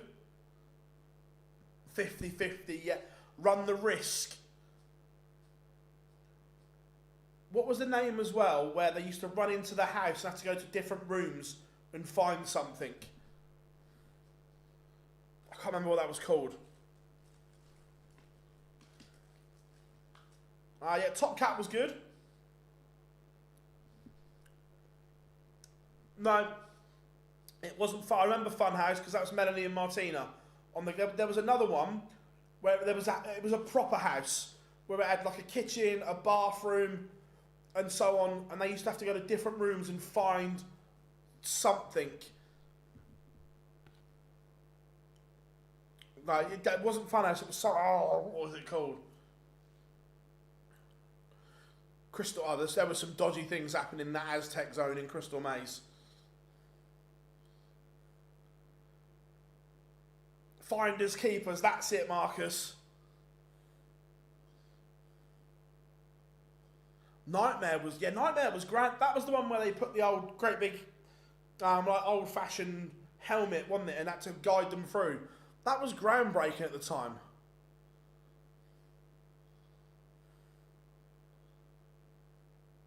Yeah, between matches, this has been right up there in terms of cartoons.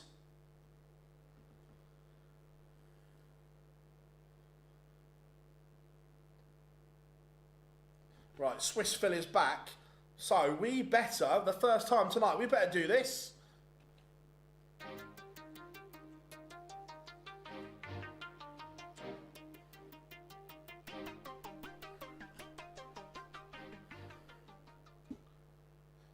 The world number one, Luke Humphries, returns from his holiday.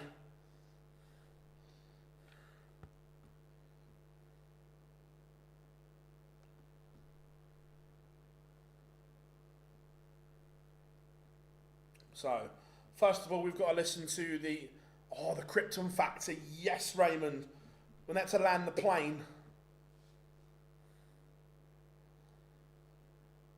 Dirk's horrific walk on. Love Dirk to bits. How we doing, John? Hi, mate. Love your coverage. Do you remember Jamie and his magic talk? Yes. Yeah, Ryan, I think Luke will find his best form to match the end of the year. That's why he took that 2.5-week holiday after the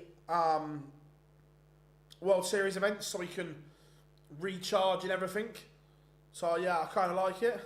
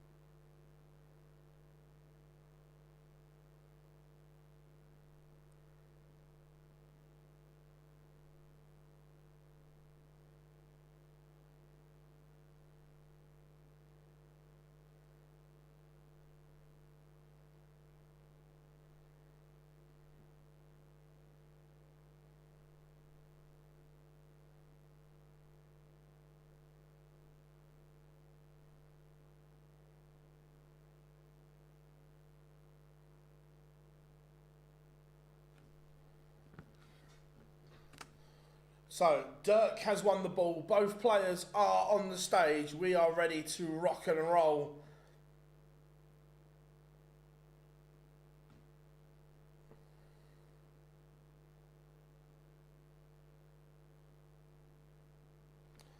Here we go. Luke's smiling away. But I predict a riot.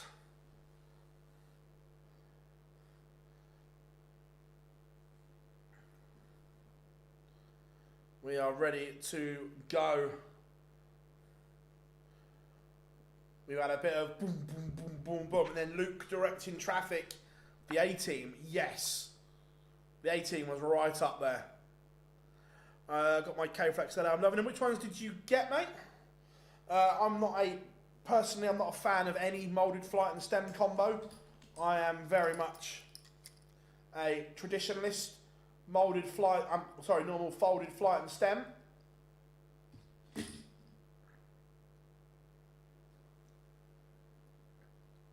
So here we go.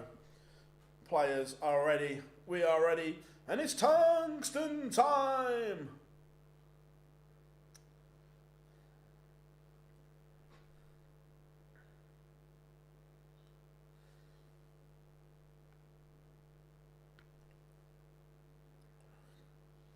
Practice darts are done, and Dirk gets us underway. The Ober Genius against the world number one, cool hand Luke Humphries.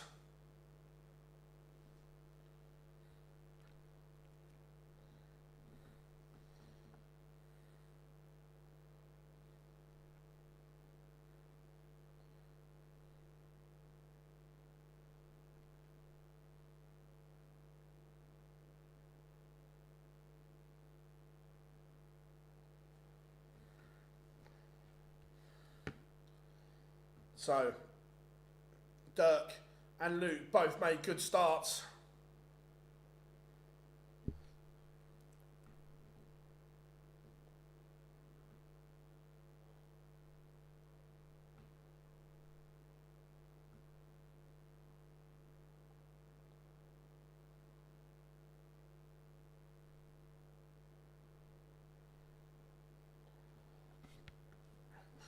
Do you think Luke Humphries should win this?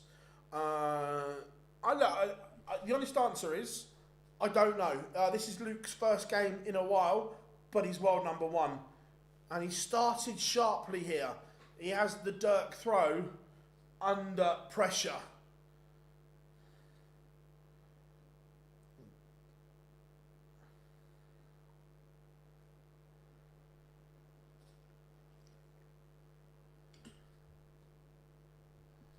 Humphries leaves 59. Break chance in leg one. We said, how was Luke going to come back after his holidays? And he started very well. 19. Oh, and he's missed a big number. Cursed him. And he doesn't hit. Passes up the opportunity. So Dirk does get a chance to hold. Now the old double 1, double 19 route. And seen in trick shots everywhere.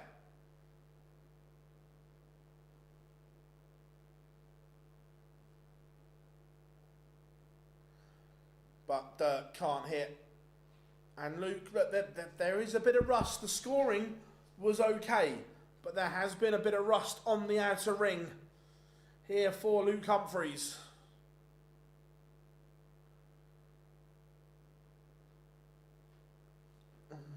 Made a mess. And Humphries does clear up break in leg one.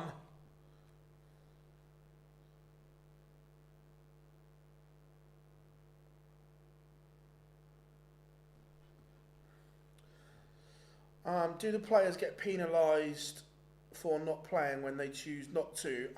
Not. As long as they pull out in plenty of time, Katrina. If 180, if they pull out once the draw has been done, they will get fined by the DRA. But if they pull out before the draw's done in plenty of time, No, they don't get penalised or anything like that. They just don't. They just don't win any money or anything like that. But no, there's no penalised.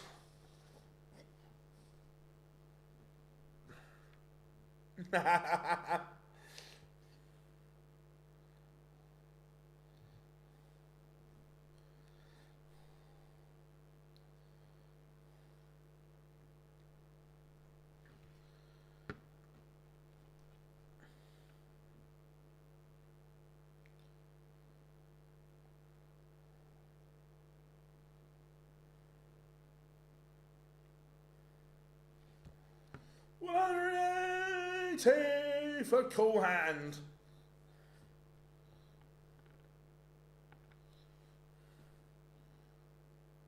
Oh, Dirk's missed the bullseye to break back. This is just developing into a nice little contest here. 82 for Humphries, 17 and tops. Tops for 2-0. And he drops low. Scoring's been good. Just a little bit of rust.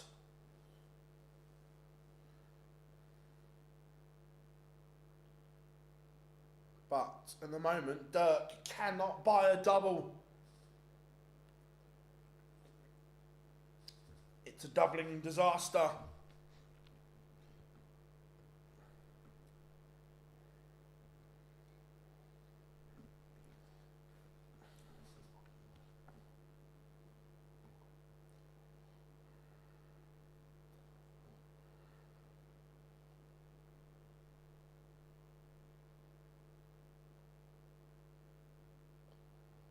They're both making a mess. Double one comes to his rescue.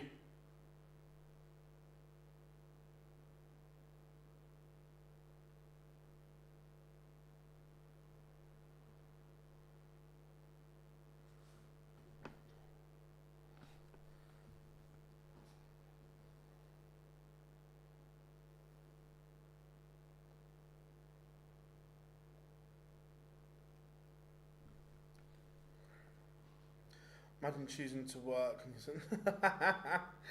Yeah, I get it.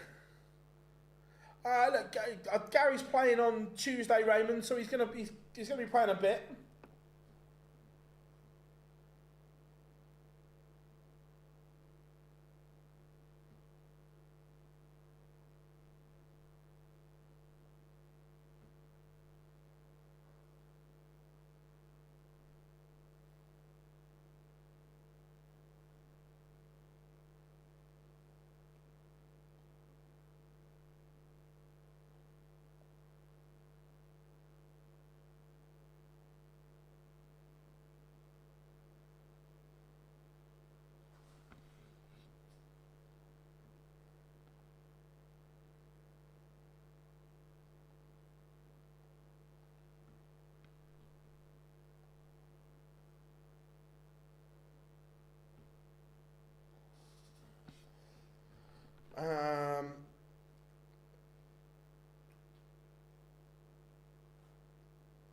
And plus the some of the fees that these guys can command for exhibitions is huge. The top players, some of the money they get per night is obscene. Dirk looking at tops.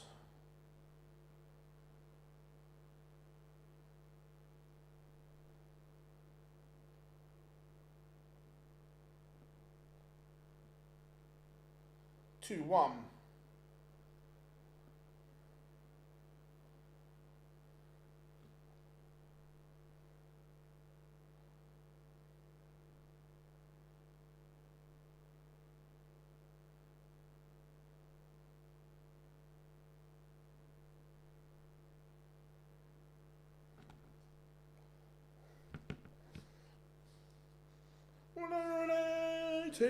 For Dirk. Now Menzies quit his full-time job, and which I think once you get to a certain level, certainly top 32 and above, with the schedule and everything, it is almost. Oh, Luke's point came out. it's almost impossible to have a job. What is it? Evening, Mark. Hope you're well. Menzies used to be a plumber. I wonder. I don't know if Luke swapped darts or whether he's just put his point back in, but we are level 2-2. But I say, when you're at that top 32 and above, it is virtually impossible to work.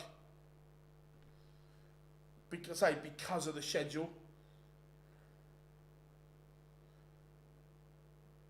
Like you take this one, for instance, that you'd have had to have left on the Thursday. So you got Thursday off work, Friday off work, and then they're travelling tomorrow to the Pro Tour. So then you've got Pro Tour Tuesday, Wednesday, qualifier Thursday, travel to Amsterdam. All of a sudden, you're off for 10 days.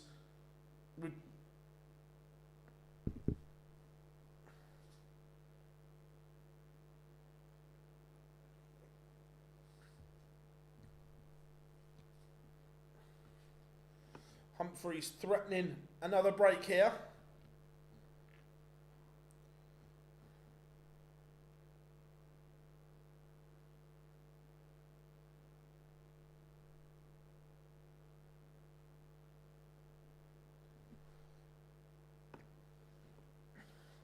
Yeah, the very top boys are Glenn. If you're someone, I'm taking Menzies as the example here. Oh, hang on a minute. Oh, Luke misses the ball. So Menzies isn't in the top 16. Where is he in the world right now? So he's 28 in the world. So it's a really good example, Menzies. So he can't afford to skip the Pro Tours. So he's qualified for this Euro Tour, and he's qualified for the World Series final. So all of a sudden, that's a block of 10 days that you'd have to miss work for. And so the boys in the top 10 and so on, yeah, they can skip these two Pro Tours. That's not an issue. I know Dobie's skipping as well. I haven't actually looked at the proper list. So there's that kind of split and difference between top 10, top 16 and top 32.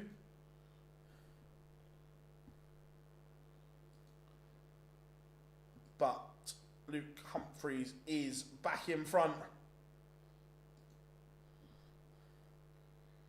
Cool hand, doing cool hand things. Let's give you the list of who is skipping. So not doing the Pro Tour is Stephen Bunting, Johnny Clayton, Rob Cross, Chris Dobie, Luke Litler, Nathan Rafferty, Josh Richardson, Josh Rock, McKelly Toretta, Jules Van Dong and Tim Walters and Peter Wright are all missing the Pro Tour. So there's still Van Gerwen, Price, Humphries all going.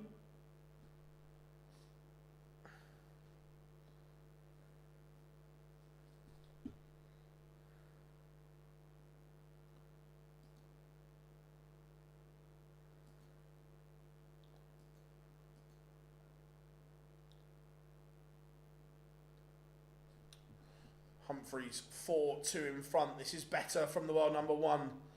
Is it true Richie Bennett is that low on darts? That's going back many years, Andrew, but before all the money was involved now. But yes, he did. We'll get better. Paul, that's the naive way of looking at it, because it's all right saying get better. However, if you get better, then you push someone else down. So then they're in that position. At the moment, there isn't enough money in the system to have 128 professional players. Because if player A gets better, then he knocks player B down into the same hole. If player B gets better, he knocks someone else down. So you're sorting your own need out, but you're not addressing the overall issue.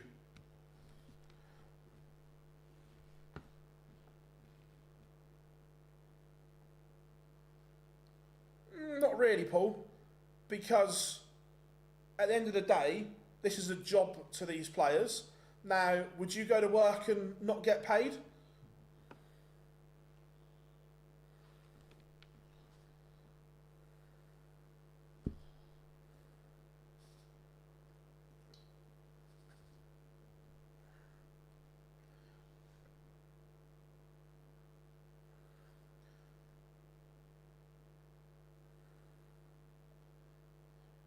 Humphries threatening a double break here. 80 for a 5-2 lead. Double. Ooh, cheeky little exhibition shot, doesn't go. Dirk, can he rescue the situation? 1-2-4.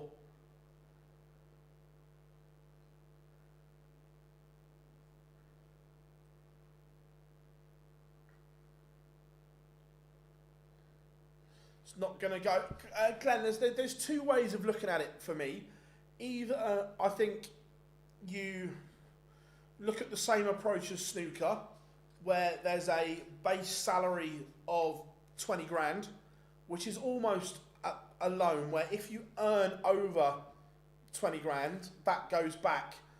Does that make sense? Or when you win your card, you get, I don't know, say 15 grand prize to give you a proper shot at doing the tour properly. Because if you're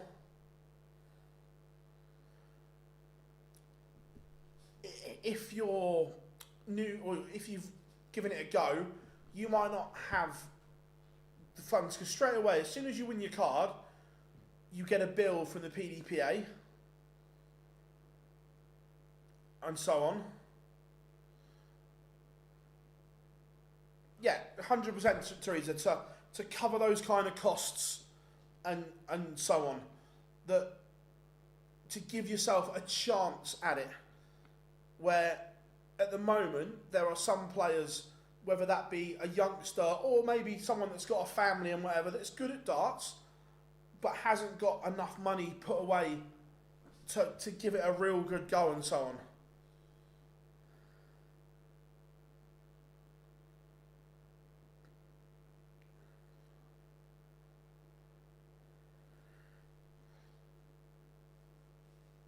Humphries misses the ball for a 1-2-4. Dirk, 92.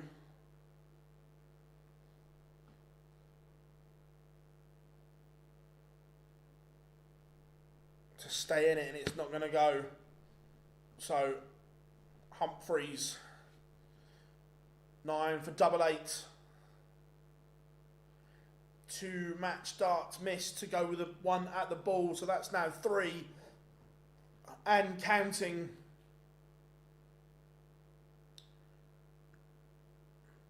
We go on.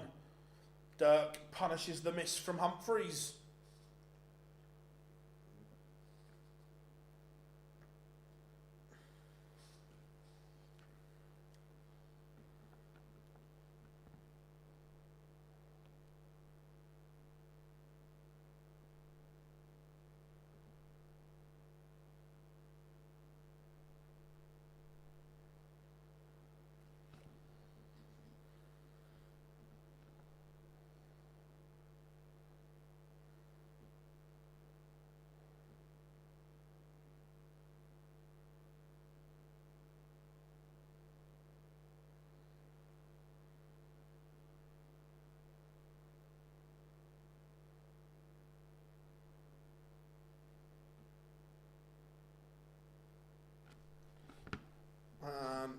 My friend plays darts, she travels everywhere, but always finds it sponsorship to cover the fees and whatever. No, it's not. And the travel costs at the moment, 180 are out of control. It is, even in the UK. I was looking at getting a train to Manchester. It's 190 quid return. It's like, fuck that, I'll drive.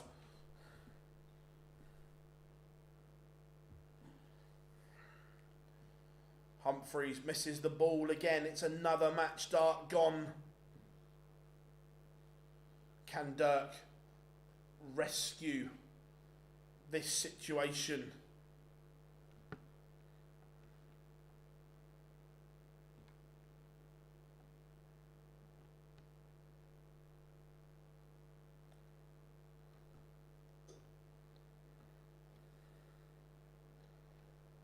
No, he cannot, so Humphries will get more match starts. 2 more at double 8. It was his nemesis a leg ago. It's his nemesis again. Matt's now 6 match darts across 2 legs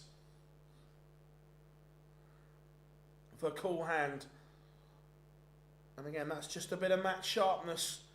Not there at the moment. Dirk, 10 for double 16.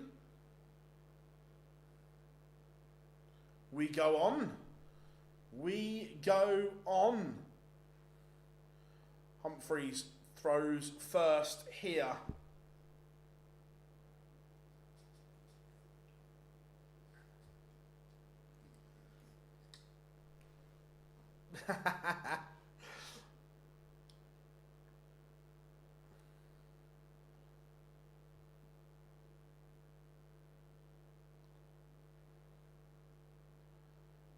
Are we going to get a surprise here? Remember, Luke has missed 6 match darts across 2 legs at the moment. And Dirk needs a treble, can't find one. This game has just stuttered a little bit. We've seen flashes from Humphries, 9 140 pluses, 2 maximums. Just that little bit of sharpness. He's only 5 from 23. He has had enough chances, that is for sure.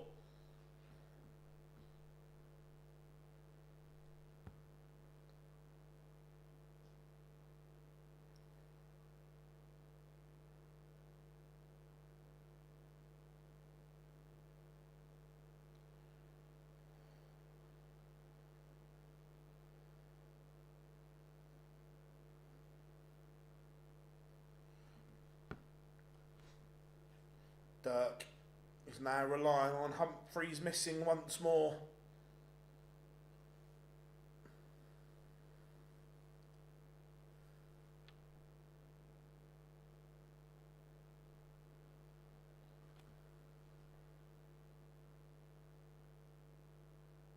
Humphries.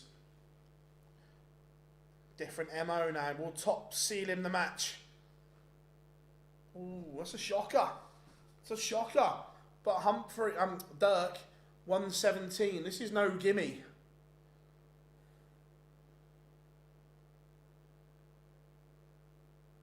Is he going to get a dart?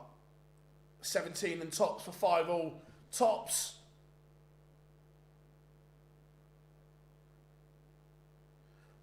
Comes short. So Humphries back to the area of the board that has caused him some issues. Oh my. 6, 7, 9 match starts across 3 legs.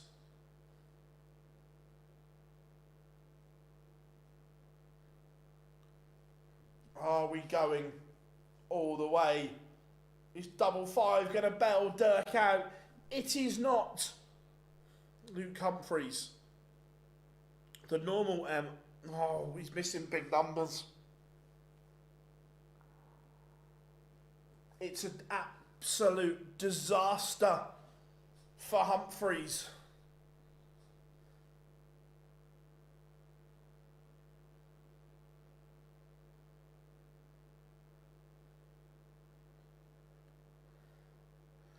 Be interesting to see what Humphries says if he wins. We don't see him get annoyed often on the board, but Kirk pulled him up for an underarm throw in anger. And Luke Humphries has sealed victory, but there was a lot of rust, to say the least.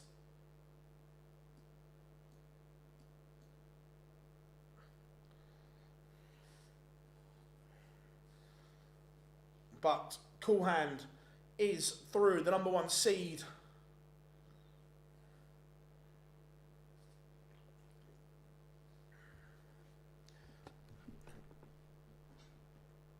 Yeah, no, but when you've had 2 weeks off, it's just about building confidence and building your game back. Yeah, the old.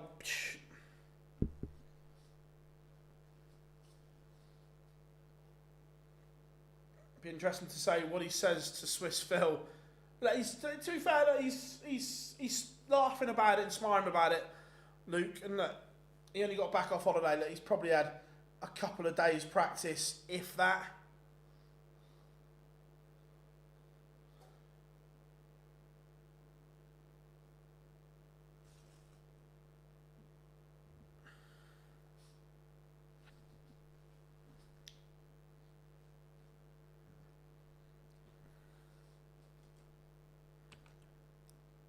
But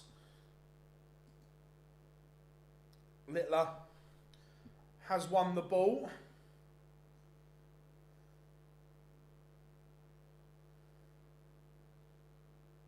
And it's time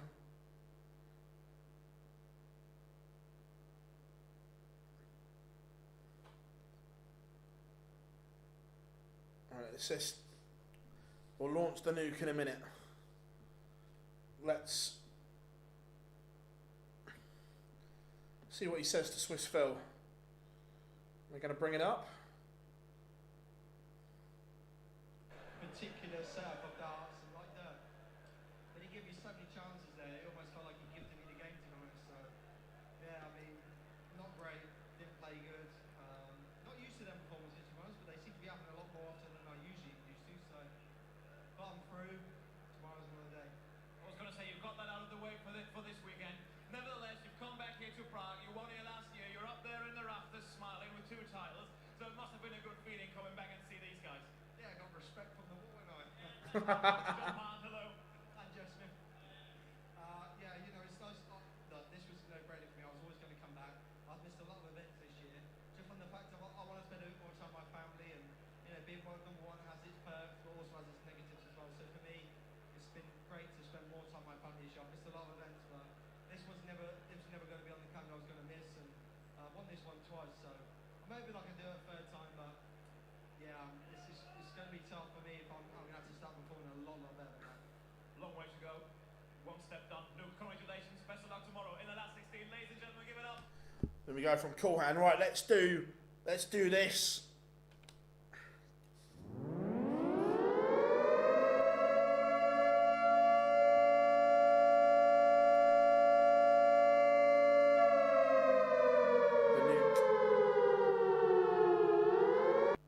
The nuke has been launched. We are ready. About 1 minute and 20 seconds to go.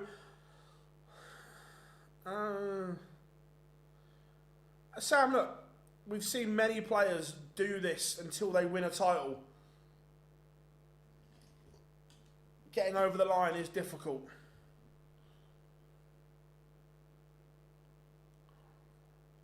Who does Luke play tomorrow?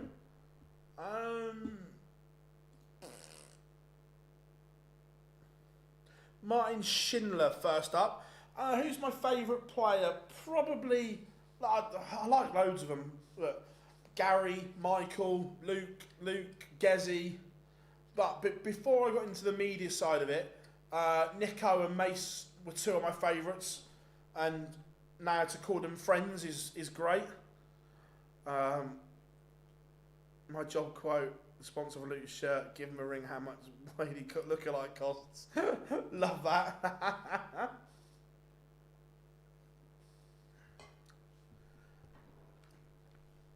Yeah, look, Sam, look how many times Peter Wright failed until he got over the line. Look how many times Going Price failed until he got over the line.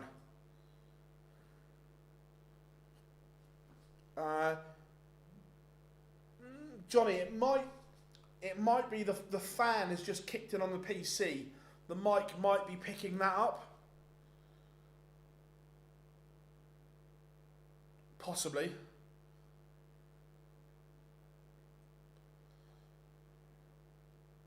Or it might be the phone we're using to stream on TikTok.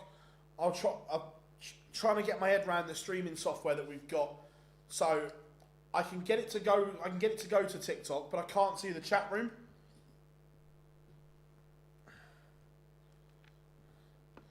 Yeah, Data, 100%. Michael Smith lost 10 finals before winning the Slam and winning the Worlds. It happens.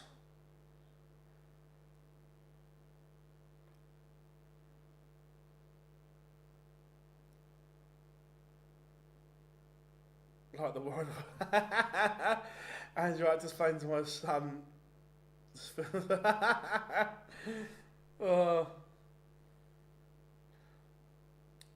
To be fair, we've done that. We've got the MVG one to come still as well.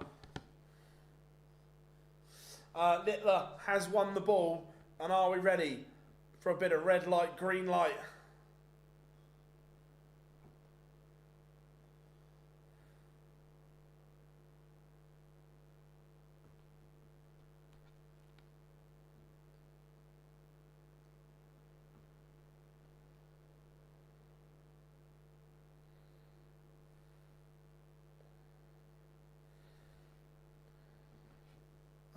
Lewis is still my favourite ever.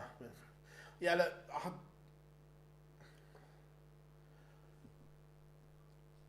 Again.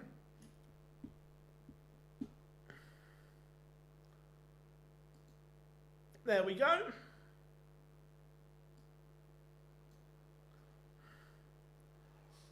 Here comes Menzies.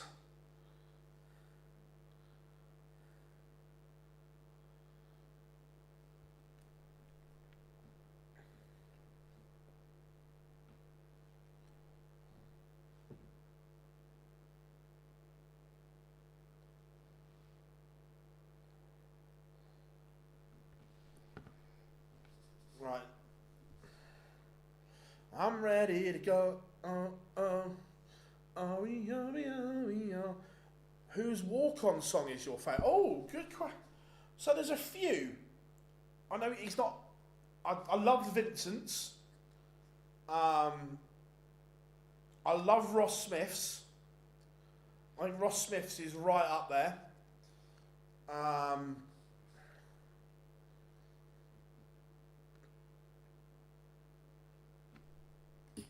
Yeah, I'm just trying to think who else that I like. I'll say the ones I like, and then the ones that are extra special. I like Litlers, I like Humphries. MVG's is good. Sorry, Mr. Bunting, but I can't stand Titanium anymore. It's overplayed.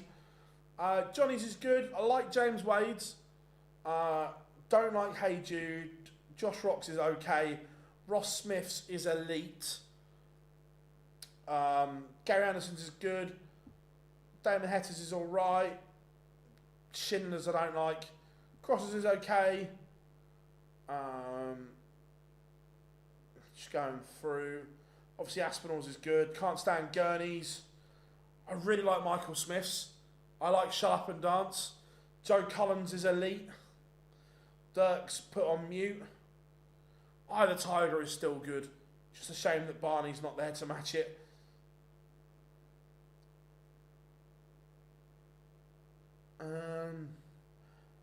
I'll tell you a very, very underrated one is Callum Ridd's Hypersonic Missile. I really like that.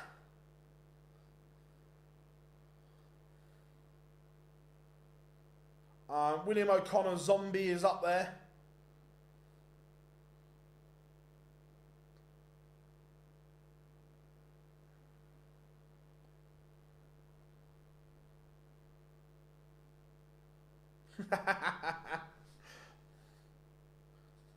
As it stands now, that yeah, when the odds for the World Championships come out, Litler will be favourite.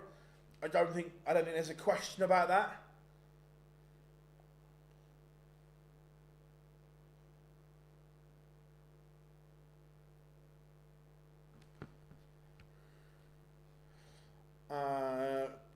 Big John status quo, yeah, I like that as well.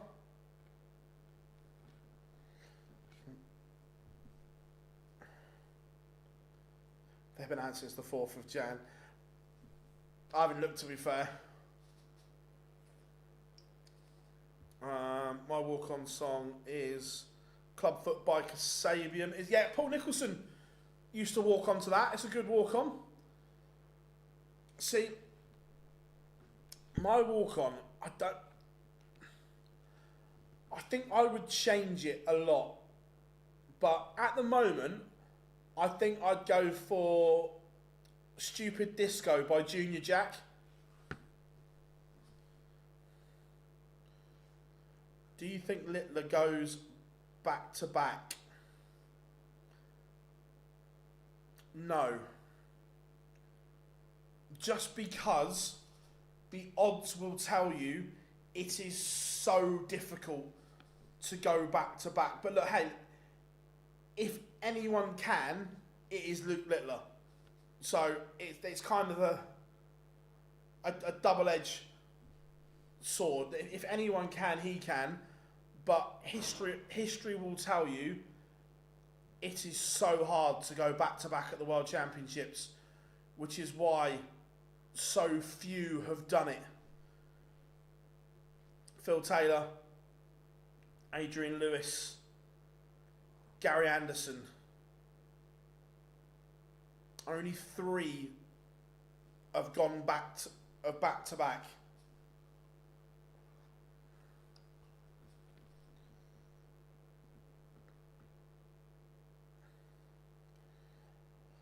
I think he won 8 or 9 in a row, Ryan, without getting the stats up. I think he won 8 or 9 in a row. No, yeah, I was quite good with that. I knew it was 8 or 9. 180 for Litler as he threatens a break.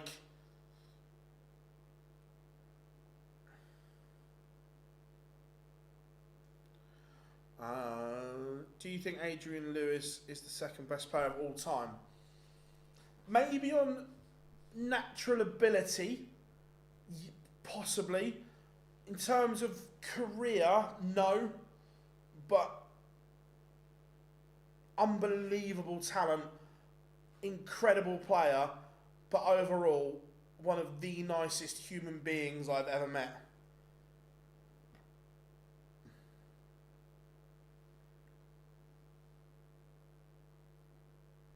Danny Baggish, the American guy, came out to Eminem. Yeah. I want one of the American guys to walk on to Hulk Hogan. I'm a real American. That would be incredible.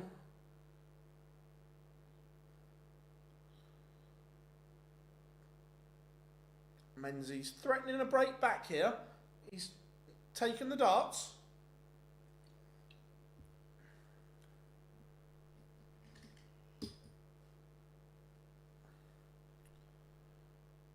Down to the Hinks, 127 in game. As he looks to break the Litler throw. After Wade against the Luke Humphries beat Duijvenbode. Wasn't a particularly good game, but Humphries got over the line after his summer holidays. No, Menzies gets another chance.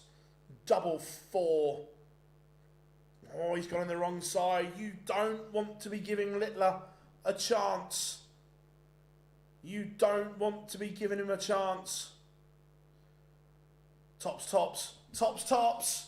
It's genius. It's brilliant from the nuke. Menzies missed. Luke, 25, tops. and says, thank you very much.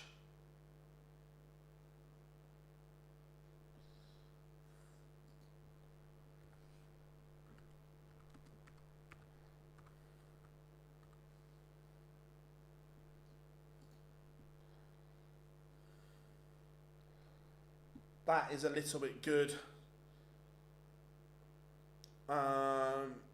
What is the highest World Championship average? Do you mean tournament average, Bob, or just one-off average?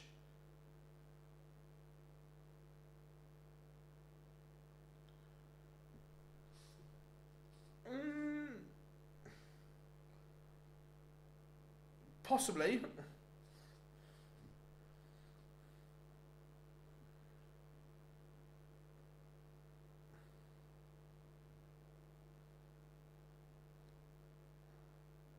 Match average. Off the top of my head, MVG is 114 against Raymond van Barneveld in 2017.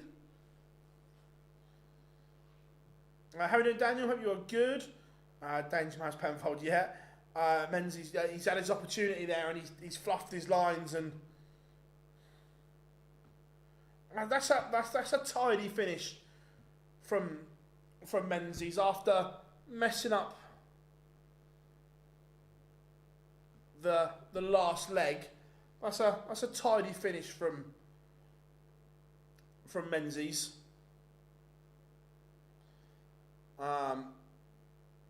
So yeah, Bob, off the top of my head, Michael's, I can't remember the point, but he did 114 against Raymond over 8 sets, I think.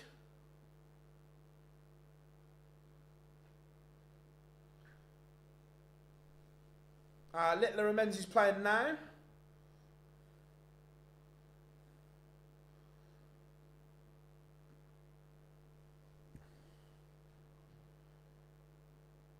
Menzies averaging 99, doing nothing wrong, but Menzies is on fire at the moment. Sorry, Littler's on fire, averaging 111.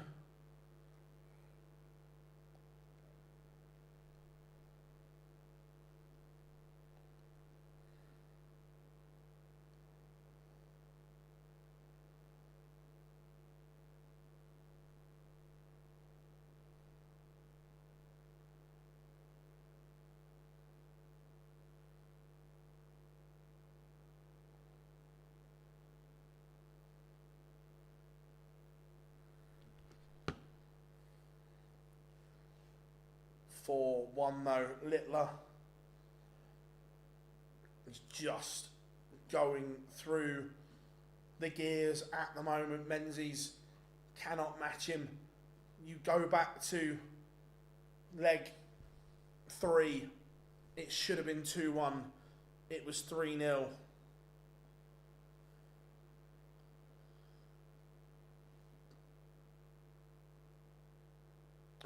No, Big Johnny, 100%, that will never get beaten, agreed.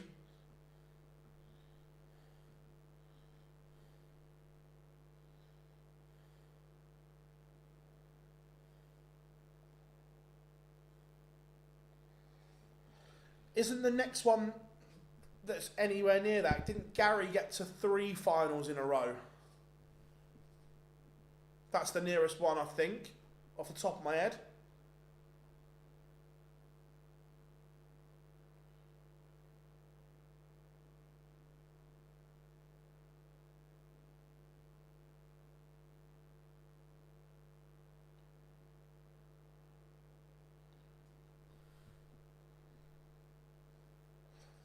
For 2. The problem Menzies has got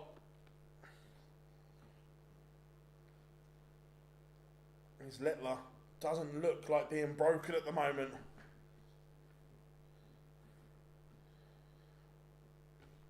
To be fair, Menzies should have 3. I know he hasn't, but he should have.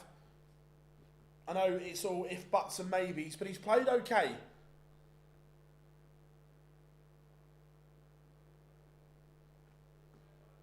So he's averaging decent decent numbers here.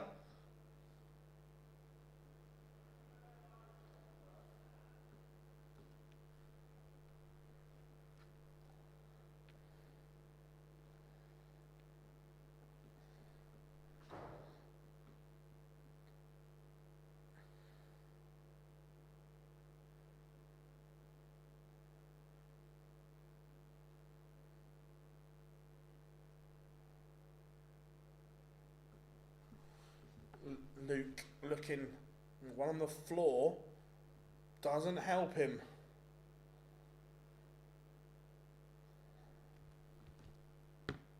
So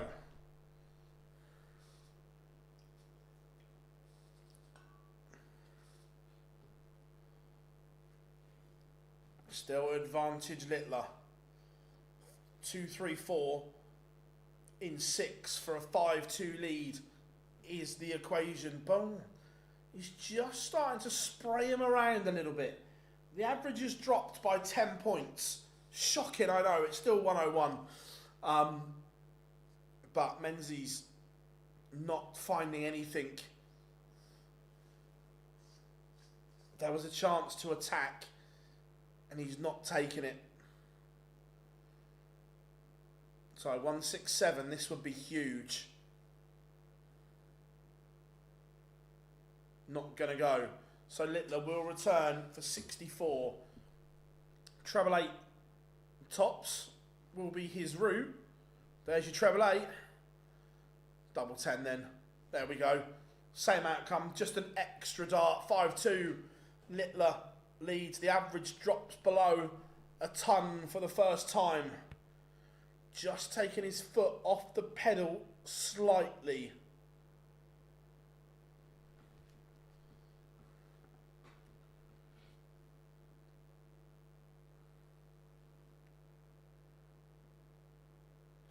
Little would have to get to every final between now and 2000. Yeah, he ain't going to be playing in 2037, Johnny.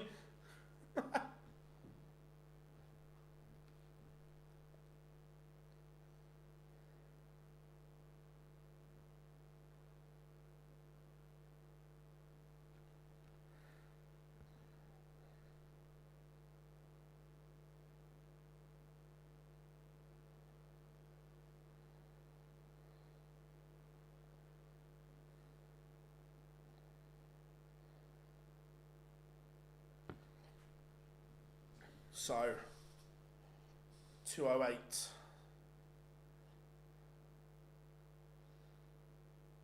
Leaves a bogey number, and that is a disaster because you know Litler is going to do this in 6. Leave 68. Cameron Menzies, for want of a better line, fucked it up. And now Litler to punish. 68 and the match. In the blink of an eye. Ooh, a rare miss. What's going on here? Doesn't matter because Menzies cannot find a treble, and that is all she wrote. The nuke is in to the last 16. Absolute number done for him.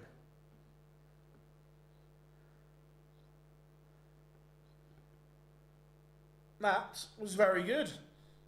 Yes, he took his foot off the gas a little bit, but he was never in any real danger.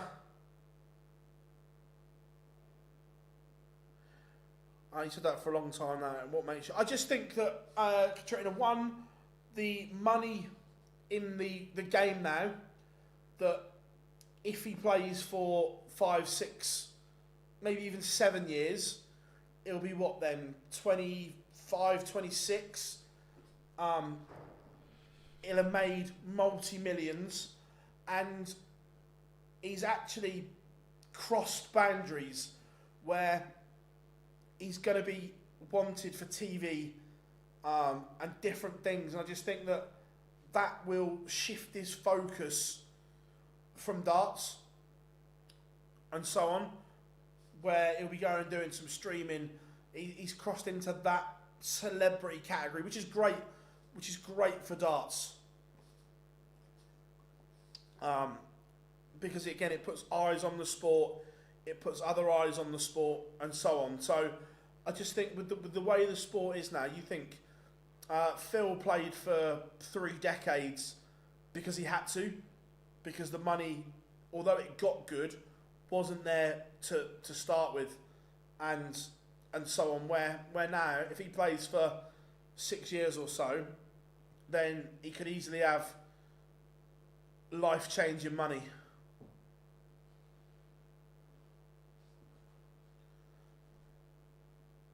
That's what I think. Look, I might be things like I'm a celeb, but like game shows as well.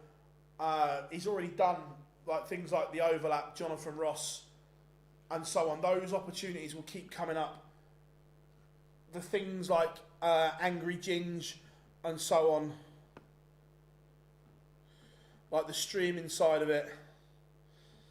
I just think that there will be other opportunities away from darts that he'll want to say no to. He won't want to say no to.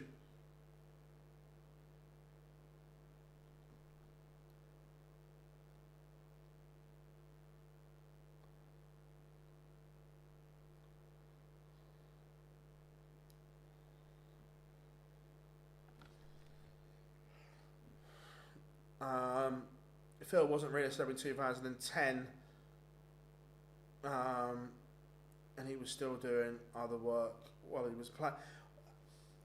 Yeah, but I don't think even now, I think Luke is bigger than Phil ever was in terms of celebrity status, and I just think that he will get so many offers, so many opportunities. You've got to think the way content and programming is changing all the time. It's not just your regular channels and so on.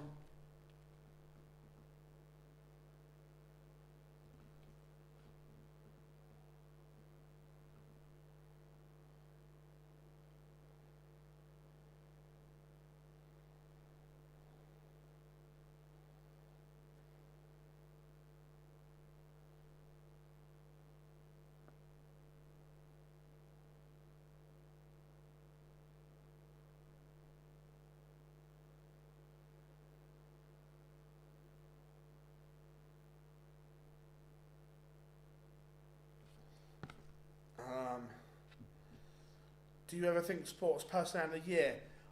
I thought he was nailed on this year until McIlroy until McIlroy did the career Grand Slam.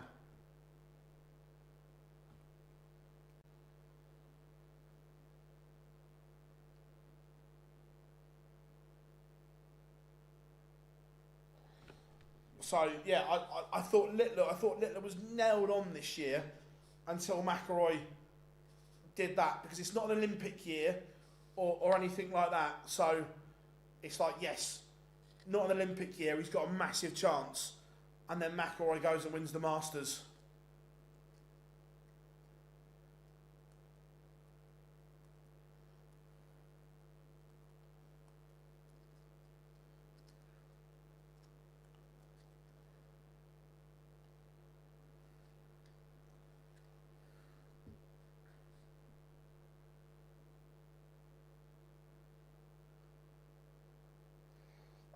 Paul, he come runners-up last year and got Young Sports Personality of the Year. The old way, I agree with you, that darts would never be up there, but now darts is huge. Like, outside Premier League football, darts is the most viewed sport. So it has a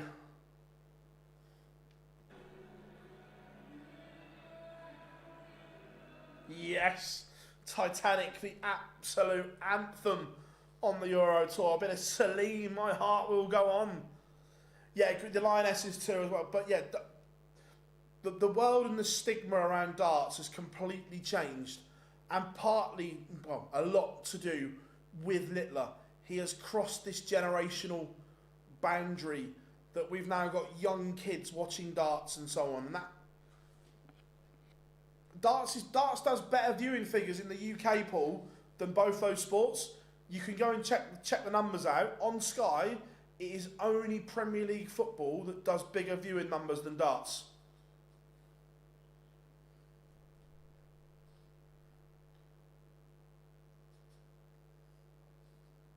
It is absolutely massive. Yeah, honestly, the numbers are there for published. Some of the Premier League nights this year did bigger numbers than the Europa League on a Thursday.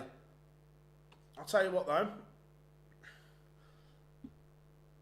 we'll continue this after this.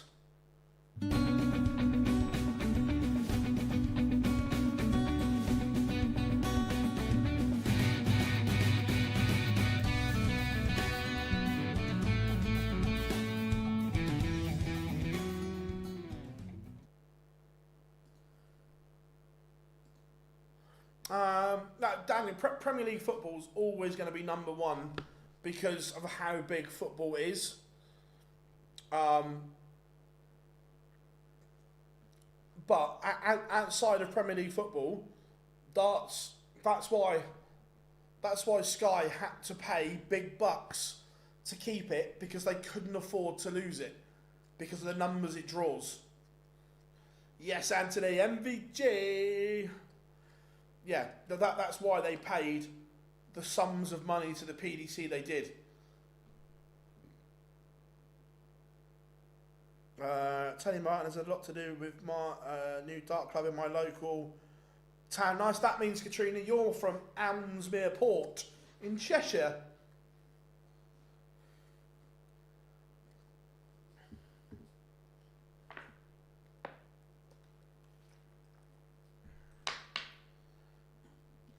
Our penultimate match of the session, Michael van Gerwen against Mike de Decker, and then followed up Josh Rock against William O'Connor. Remember, drop us a like and subscribe if you haven't yet, whatever platform you are watching on. How are we doing, Family Dots? Hope you are good. Drop us a follow on TikTok or subscribe to our Twitch and YouTube channels. Massively appreciate it. And turn that little bell on so you know when we upload and when we go live. Cup collection day tomorrow. Not originally, but yes, living now.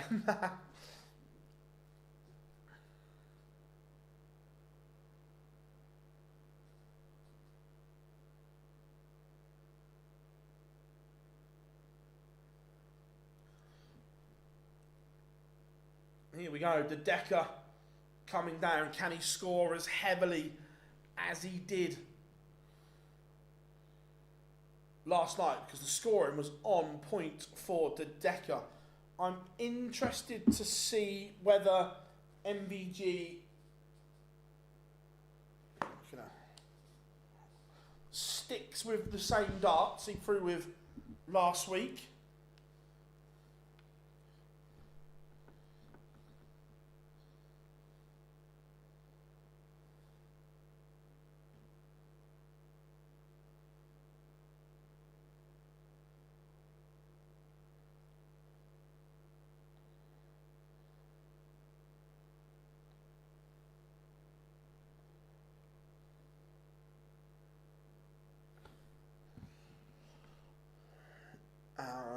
Here comes the green machine. MVG, Michael van Gerwen on the way. People do watch on streams, but that's becoming harder, James, as we've seen. Look, I get that people say, they'll always be there, but look, these tech companies will find a way to stop it in the end, I think.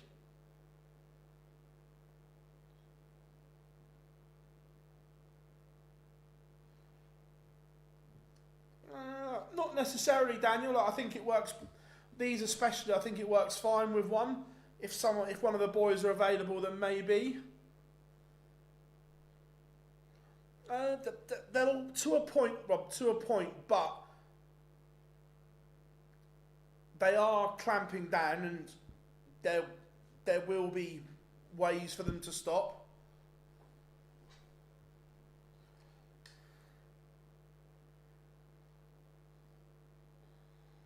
I'll tell you, the light show for both walk-ons was really good. Really, really good.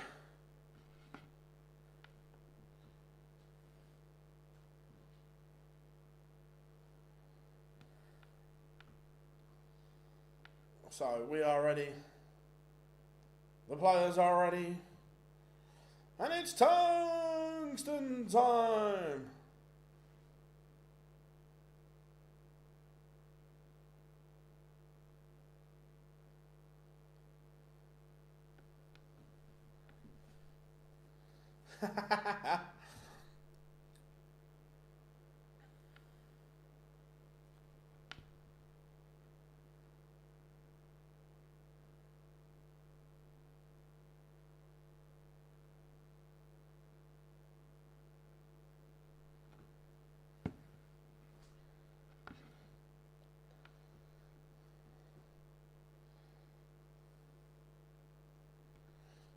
Right, interested to see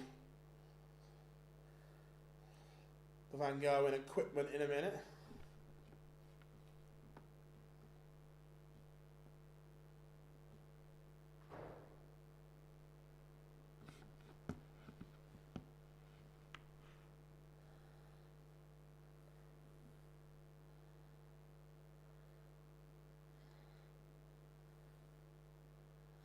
Even Sean, hope you are good, mate. 180 for Van Gogh in. Have a look at the equipment in a second. De Decker, same equipment as yesterday, no surprise there. It looks, it'll be easier on the next one because it's a 180, so they'll zoom in. But I think it's the same equipment for Van Gogh in. Rob, I thought exactly the same as you there. I thought he was miles over.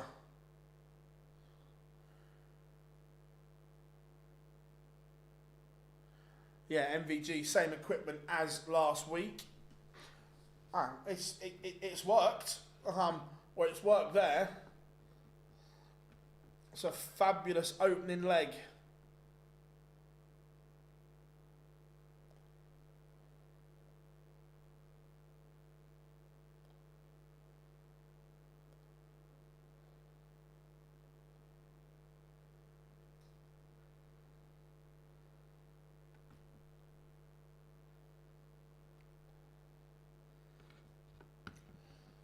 From MVG. I'll tell you what, this is some start. Just looking at the MVG action and so on.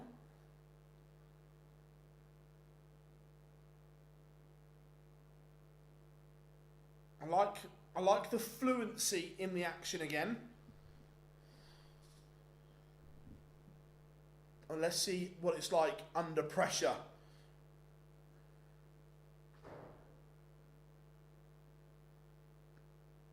Missed the big number.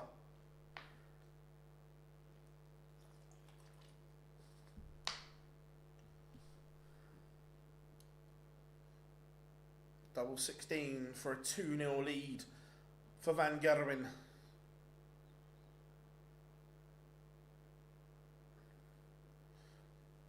Pins. I like what I'm seeing so far. Again, like I said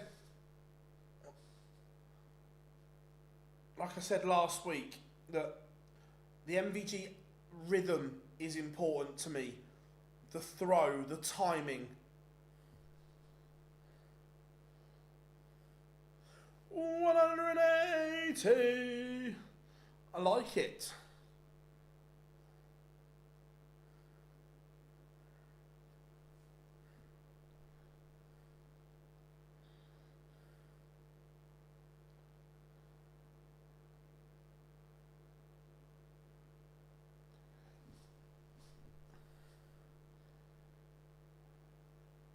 Hands up, be honest. Who saw this coming?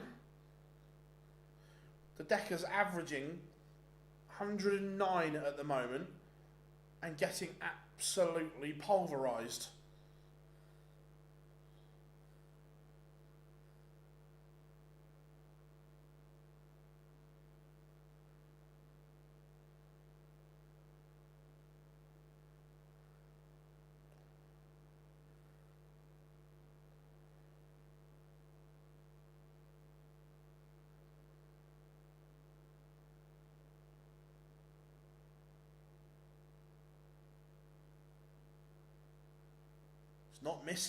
Not missing at all. Probably Phil doesn't like free. No, if anyone, I don't mind people that do it. I still pay for my Sky, but I don't. I get why people don't. I get it.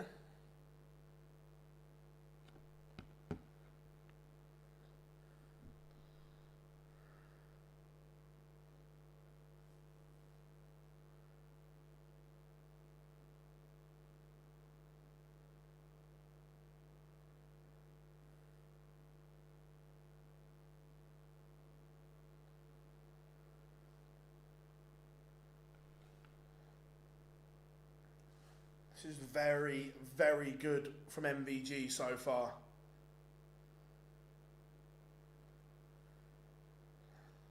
Again, another thing that is noticeable with the MVG throw at the moment. 180 for the Decker. The miss tonight is high, which is what Van Gerwen wants, where the last year the miss has been low and it's been causing him all kinds of trouble. But this is very, very good. I like what I'm seeing. Yeah, Robert, I get that those numbers are good, but it's the action I like more than anything. The fluency. The lesser spotted. This is ridiculous. This is vintage Van Gerwen. Absolute vintage.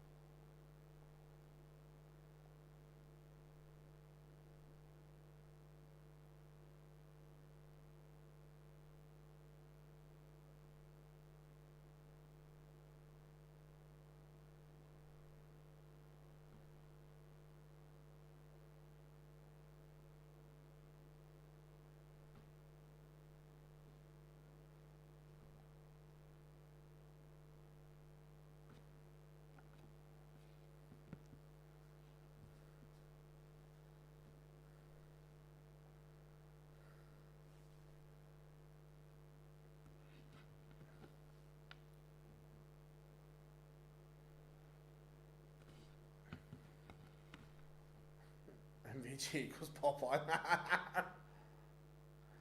This is incredible from MVG. Decker's averaging over 102.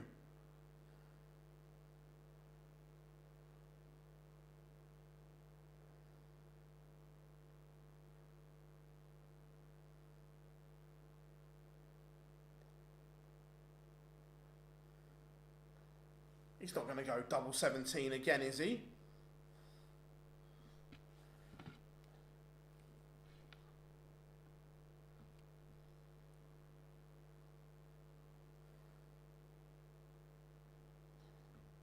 We rarely see double 17. We see it twice in one match. Michael Van Gerwen, is he about to bagel?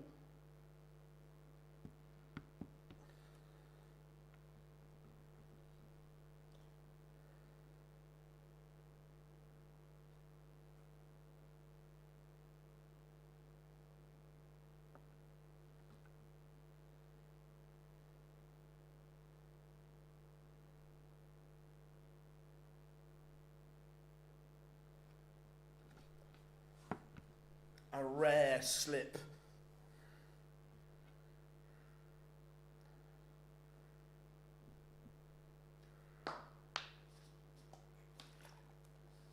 Bagel, yeah, bagel's a whitewash, Katrina. Egg bacon. Depends what time of day it is for me, bagel.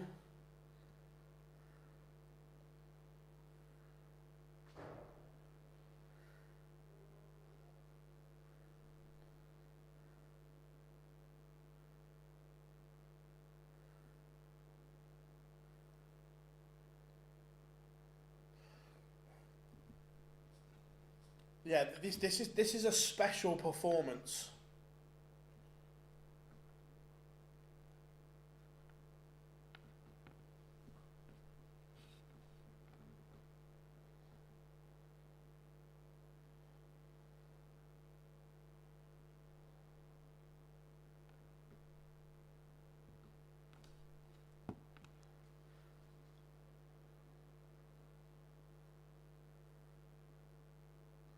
Match start missed, but he will be back.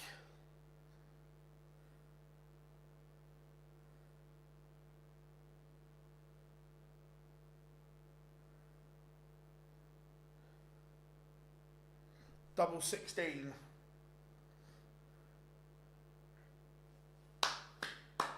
That is an incredible performance from MVG.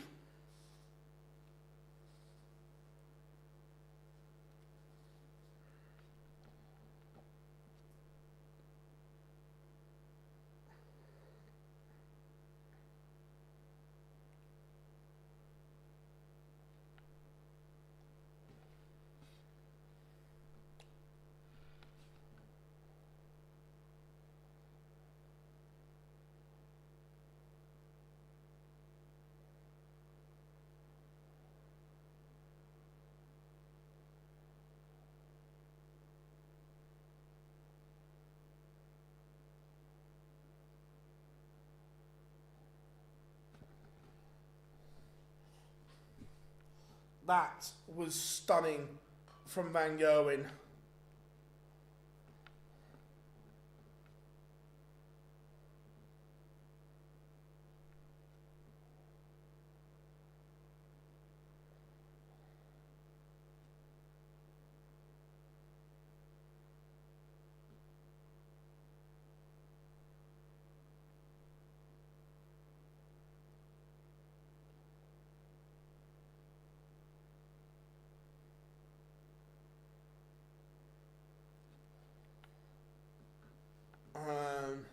Well, this is the thing. It means nothing if he doesn't back it up tomorrow.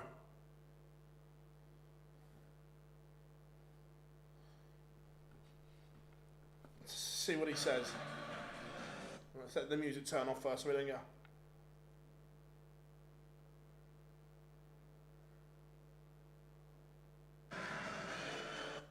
Can't have the music on. Let's hear what he says.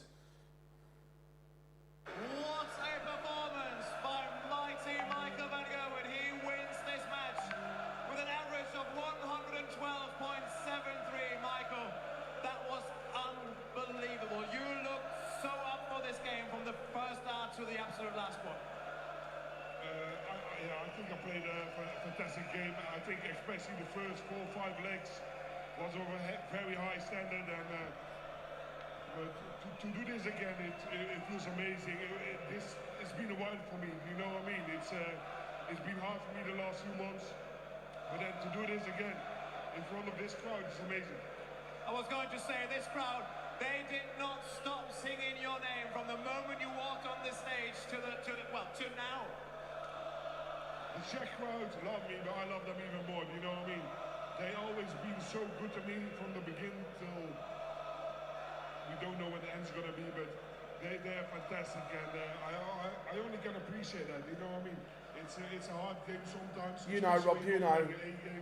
It just vindicates what I've been saying. Yeah, I get goosebumps, you know what I mean? It's there. Really good. In that last leg there was this moment, the bounce out and one slip into the treble fight, and you reacted. You knew exactly that the record was on. It's still held by Luke Litler from last year, 116.5. Did you feel that something special was going on? Of course I can do it. Everyone knows if I play my game, I can beat anyone any day. But I have to do it more often, you know what I mean? My confidence level has not been that great the last few months, probably a year. But if I keep working hard, like I want to do now, then I can show some more performances like this. If a performance like this doesn't bolster the self-confidence, I don't know what does. Michael, massive congratulations. Best of luck tomorrow on the final day. Ladies and gentlemen.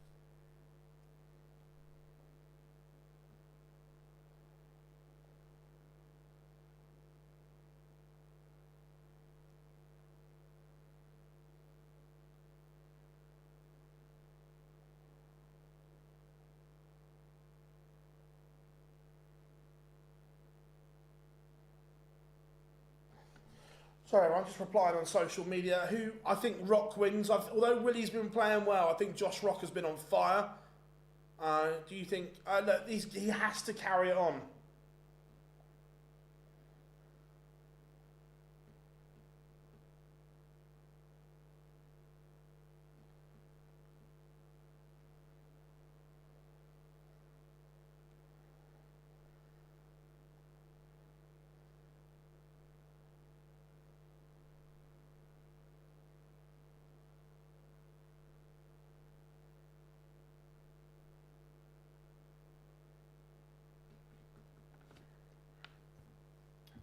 Yeah, I think it will be a good game, but I just think that Rock's had something about him.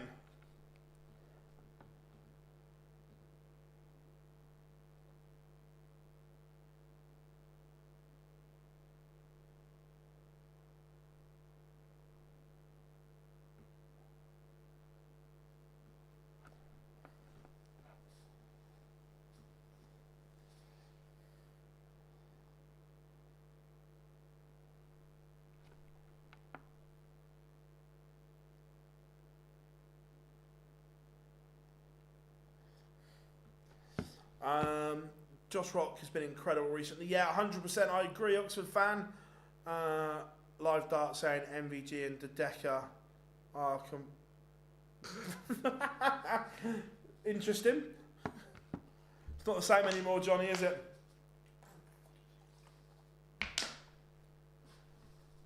That was nothing short of absolute stunning darts from MVG. Willie O'Connor has won the ball.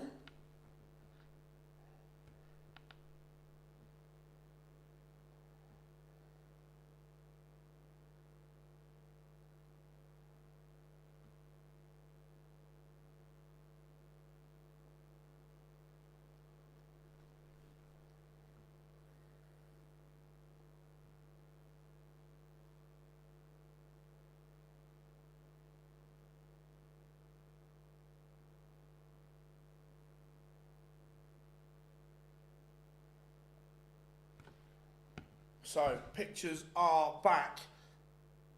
Follow that. It's a good question. And I will give you the answer in a second. He will play the winner of this game.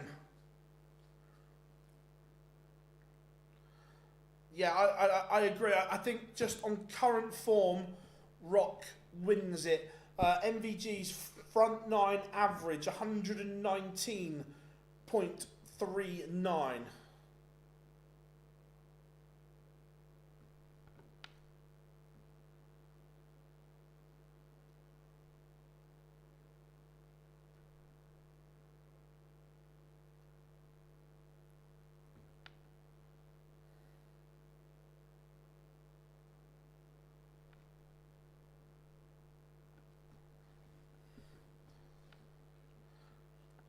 Yeah.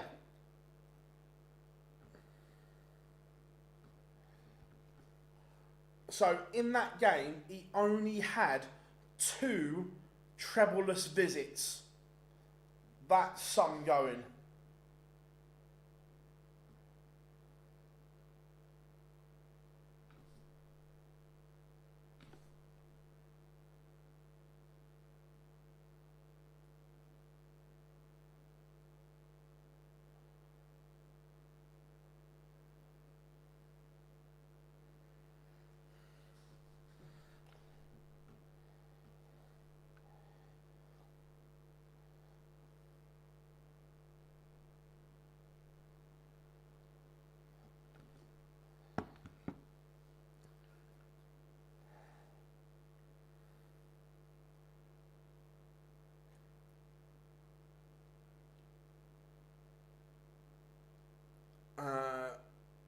The Battle of Ireland, yeah.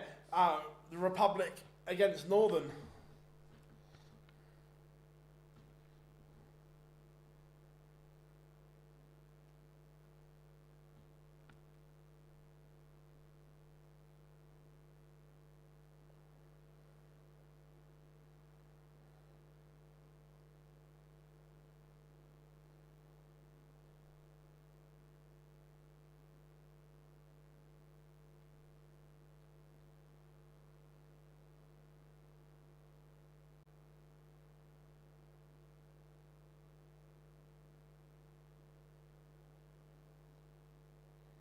So, here we go then. What do we say in chat room?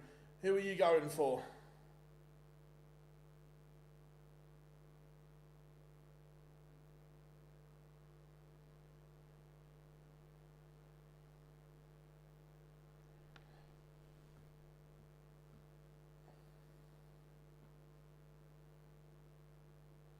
Here comes Rocky.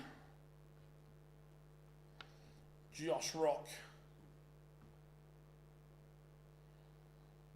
Last game of the session, and it has been an absolute brutal session as well. Rock will win, but for the love of God, all the bookies come on the Magpie all for that. Glenn, I know you've worked in the industry a long time, like I have as well, that forget darts, I still remember, I think it was 2014 when Annie Power fell at Cheltenham on day one, and I've never seen bookmakers rejoice in all my life like that day.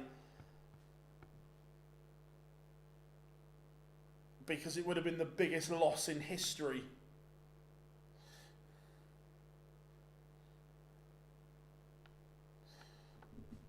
But both players are on stage.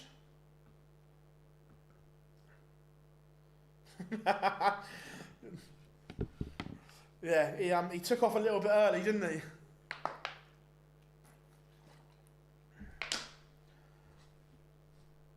Was it the mares that she fell?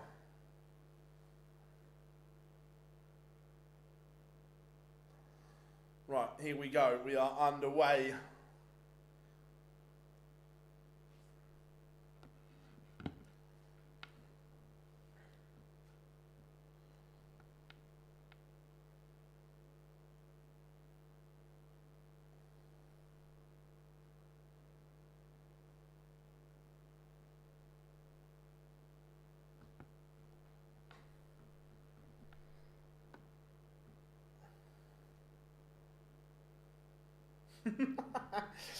Oh, Glenn, we all know, because the fact that every man and his dog was on that fourfold in some manner, I think, yeah, if Annie Power had won, it would have been the biggest loss in bookmaker history.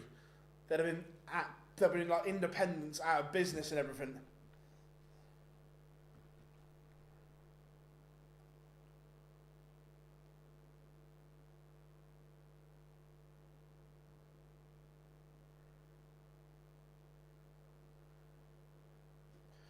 But Josh Rock looking at double 18 for a break and 1-0. 1-0, that's very, very good. 11 dart break of throw.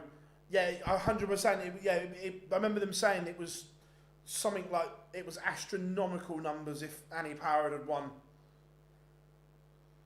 Because what was it? Fahine, Duijvenbode and Annie Power, I think.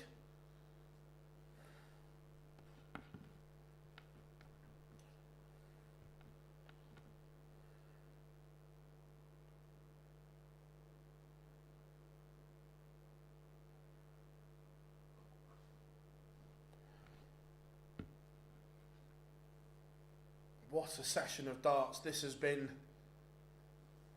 Incredible scenes.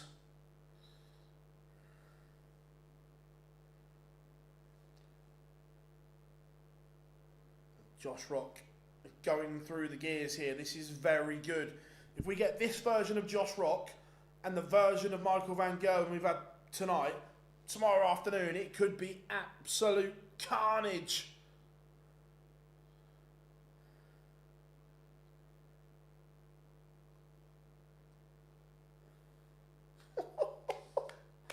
Oh, that is brilliant.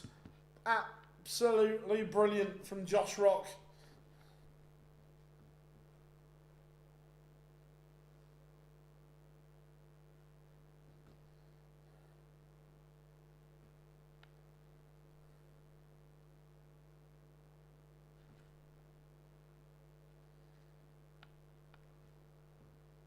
At this rate, this one could be over soon as well.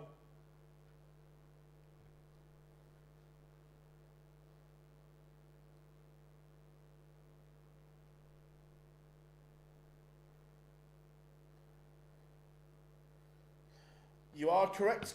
Right, it's just dropped now. It's 122, but it was 130. You are right.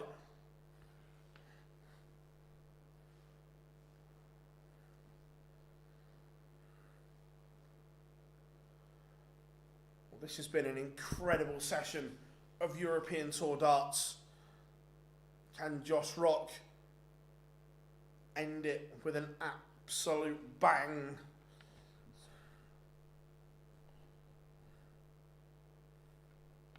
$180 for William O'Connor.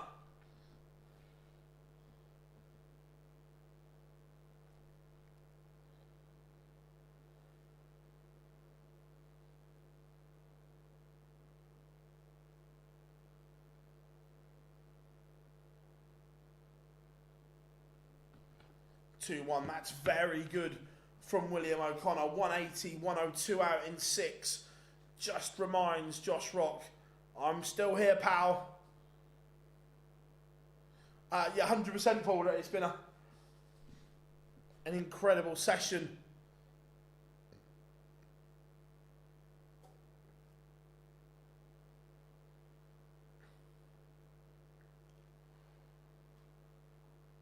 O'Connor's upped his average to 98.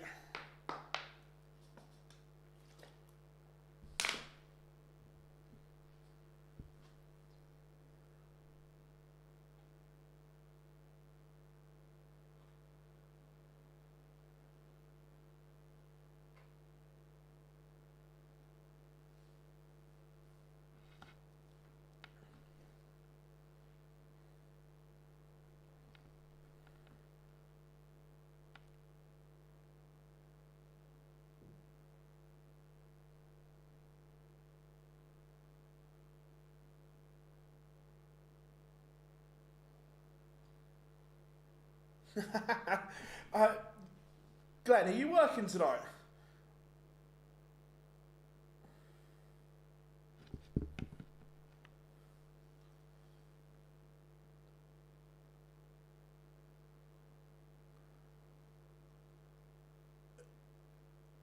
who, or is it manual, the trading for the World Championship odds, do they change, do they update automatically, or has someone updated them?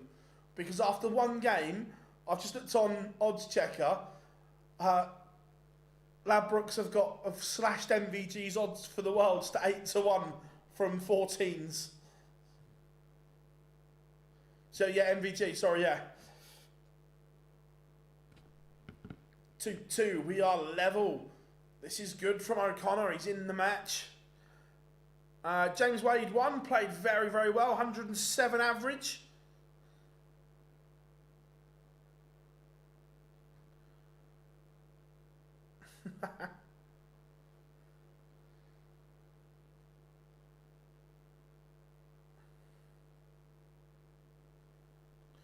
Always do when they're playing down revisit at work, stops people getting on ACT. Yeah, it's like I've just had a look on Odds Checker. You're the only one that has changed his odds. That's all. Everyone else is still the same.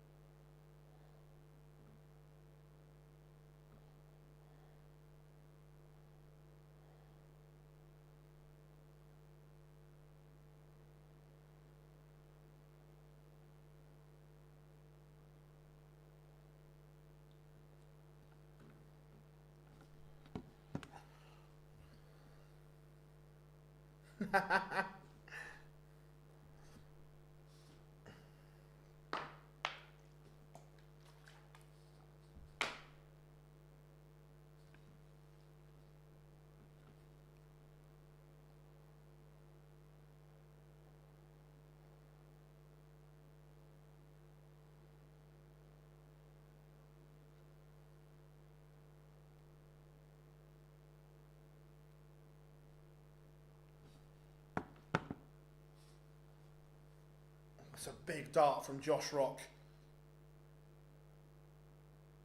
For another break of throw. Remember, he raced into a 2-0 lead, but he may be about to lose 3 on the spin.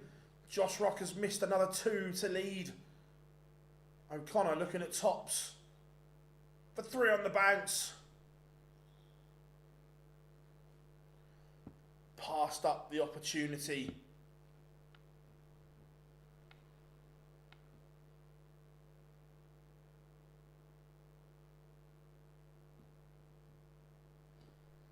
Josh Rock has broken and leads once more. O'Connor will be kicking himself. How are we doing, Charlie? Good to have you in on TikTok, mate. He will be livid. Absolutely livid with himself. William O'Connor, he'd done the hard work. Got himself in front.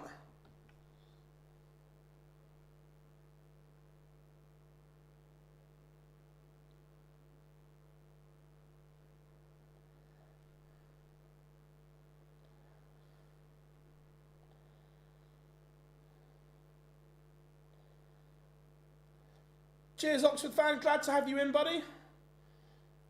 Glad you enjoyed it.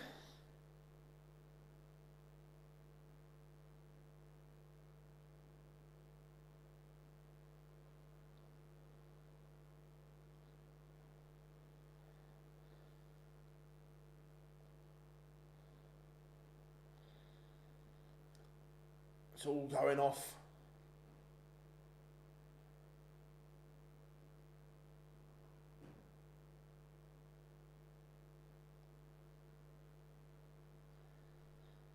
Josh Rock's a big 140, that.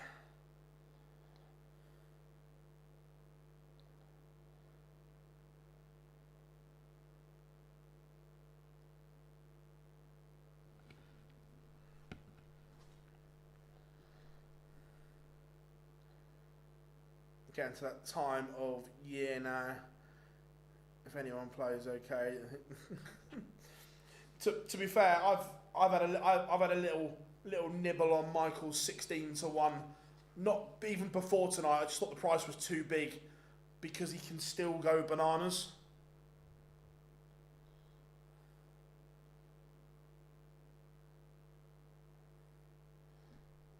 O'Connor. He's come from 2 down before, but leg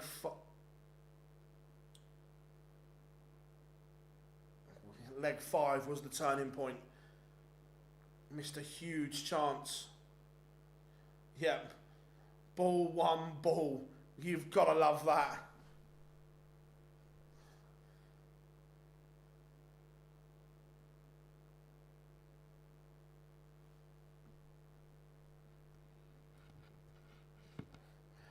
To be fair, Rob, I get it. Obviously, he's gone for the 25, but dart 1 is sat up in the top of the bullseye, stood up to attention. All he's got to do is get anywhere near it, and it's clattering off of it. It was such a good lie.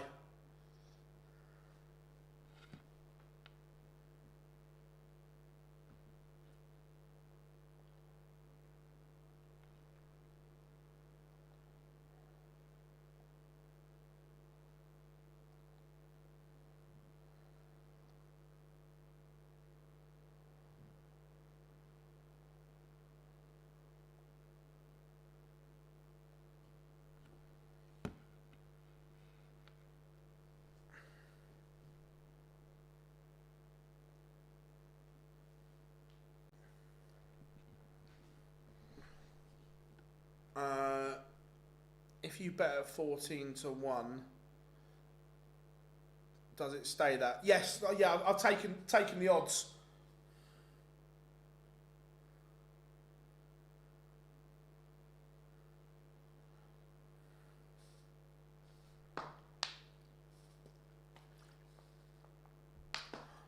Price provisionally 15th seat for the world. That would give you him against Van Veen in potentially last 32.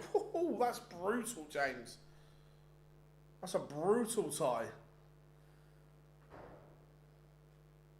Rock 1 away.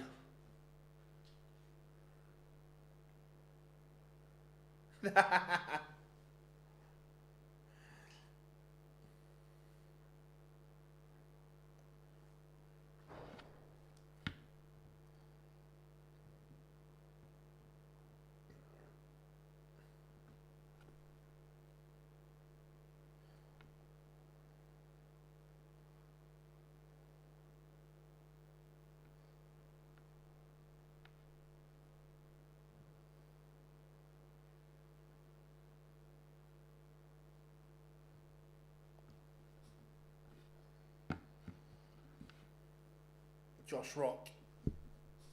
Is he closing in on victory? He is. 180 to leave 63. All O'Connor can do now is hit and hope, and he's not even hit. 18 for double 16.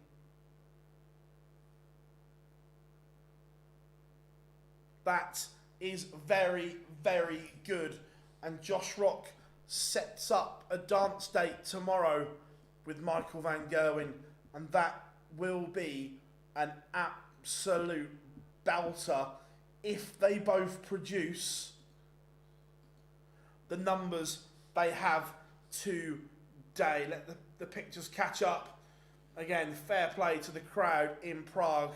They have been absolutely sensational today. So good. Congratulations to all of them. Everyone, thank you so much for the support today. It has been absolutely incredible. One last time, if you hit that like and subscribe button wherever you are, and make sure you turn those notifications on so you know when we go live tomorrow. It is Cup Collection Day. We will be live from 12 noon, 2 sessions. Who will be champion? I've been Phil Bars. We've been Online Darts. Enjoy your Saturday evening, and we'll see you all very, very soon.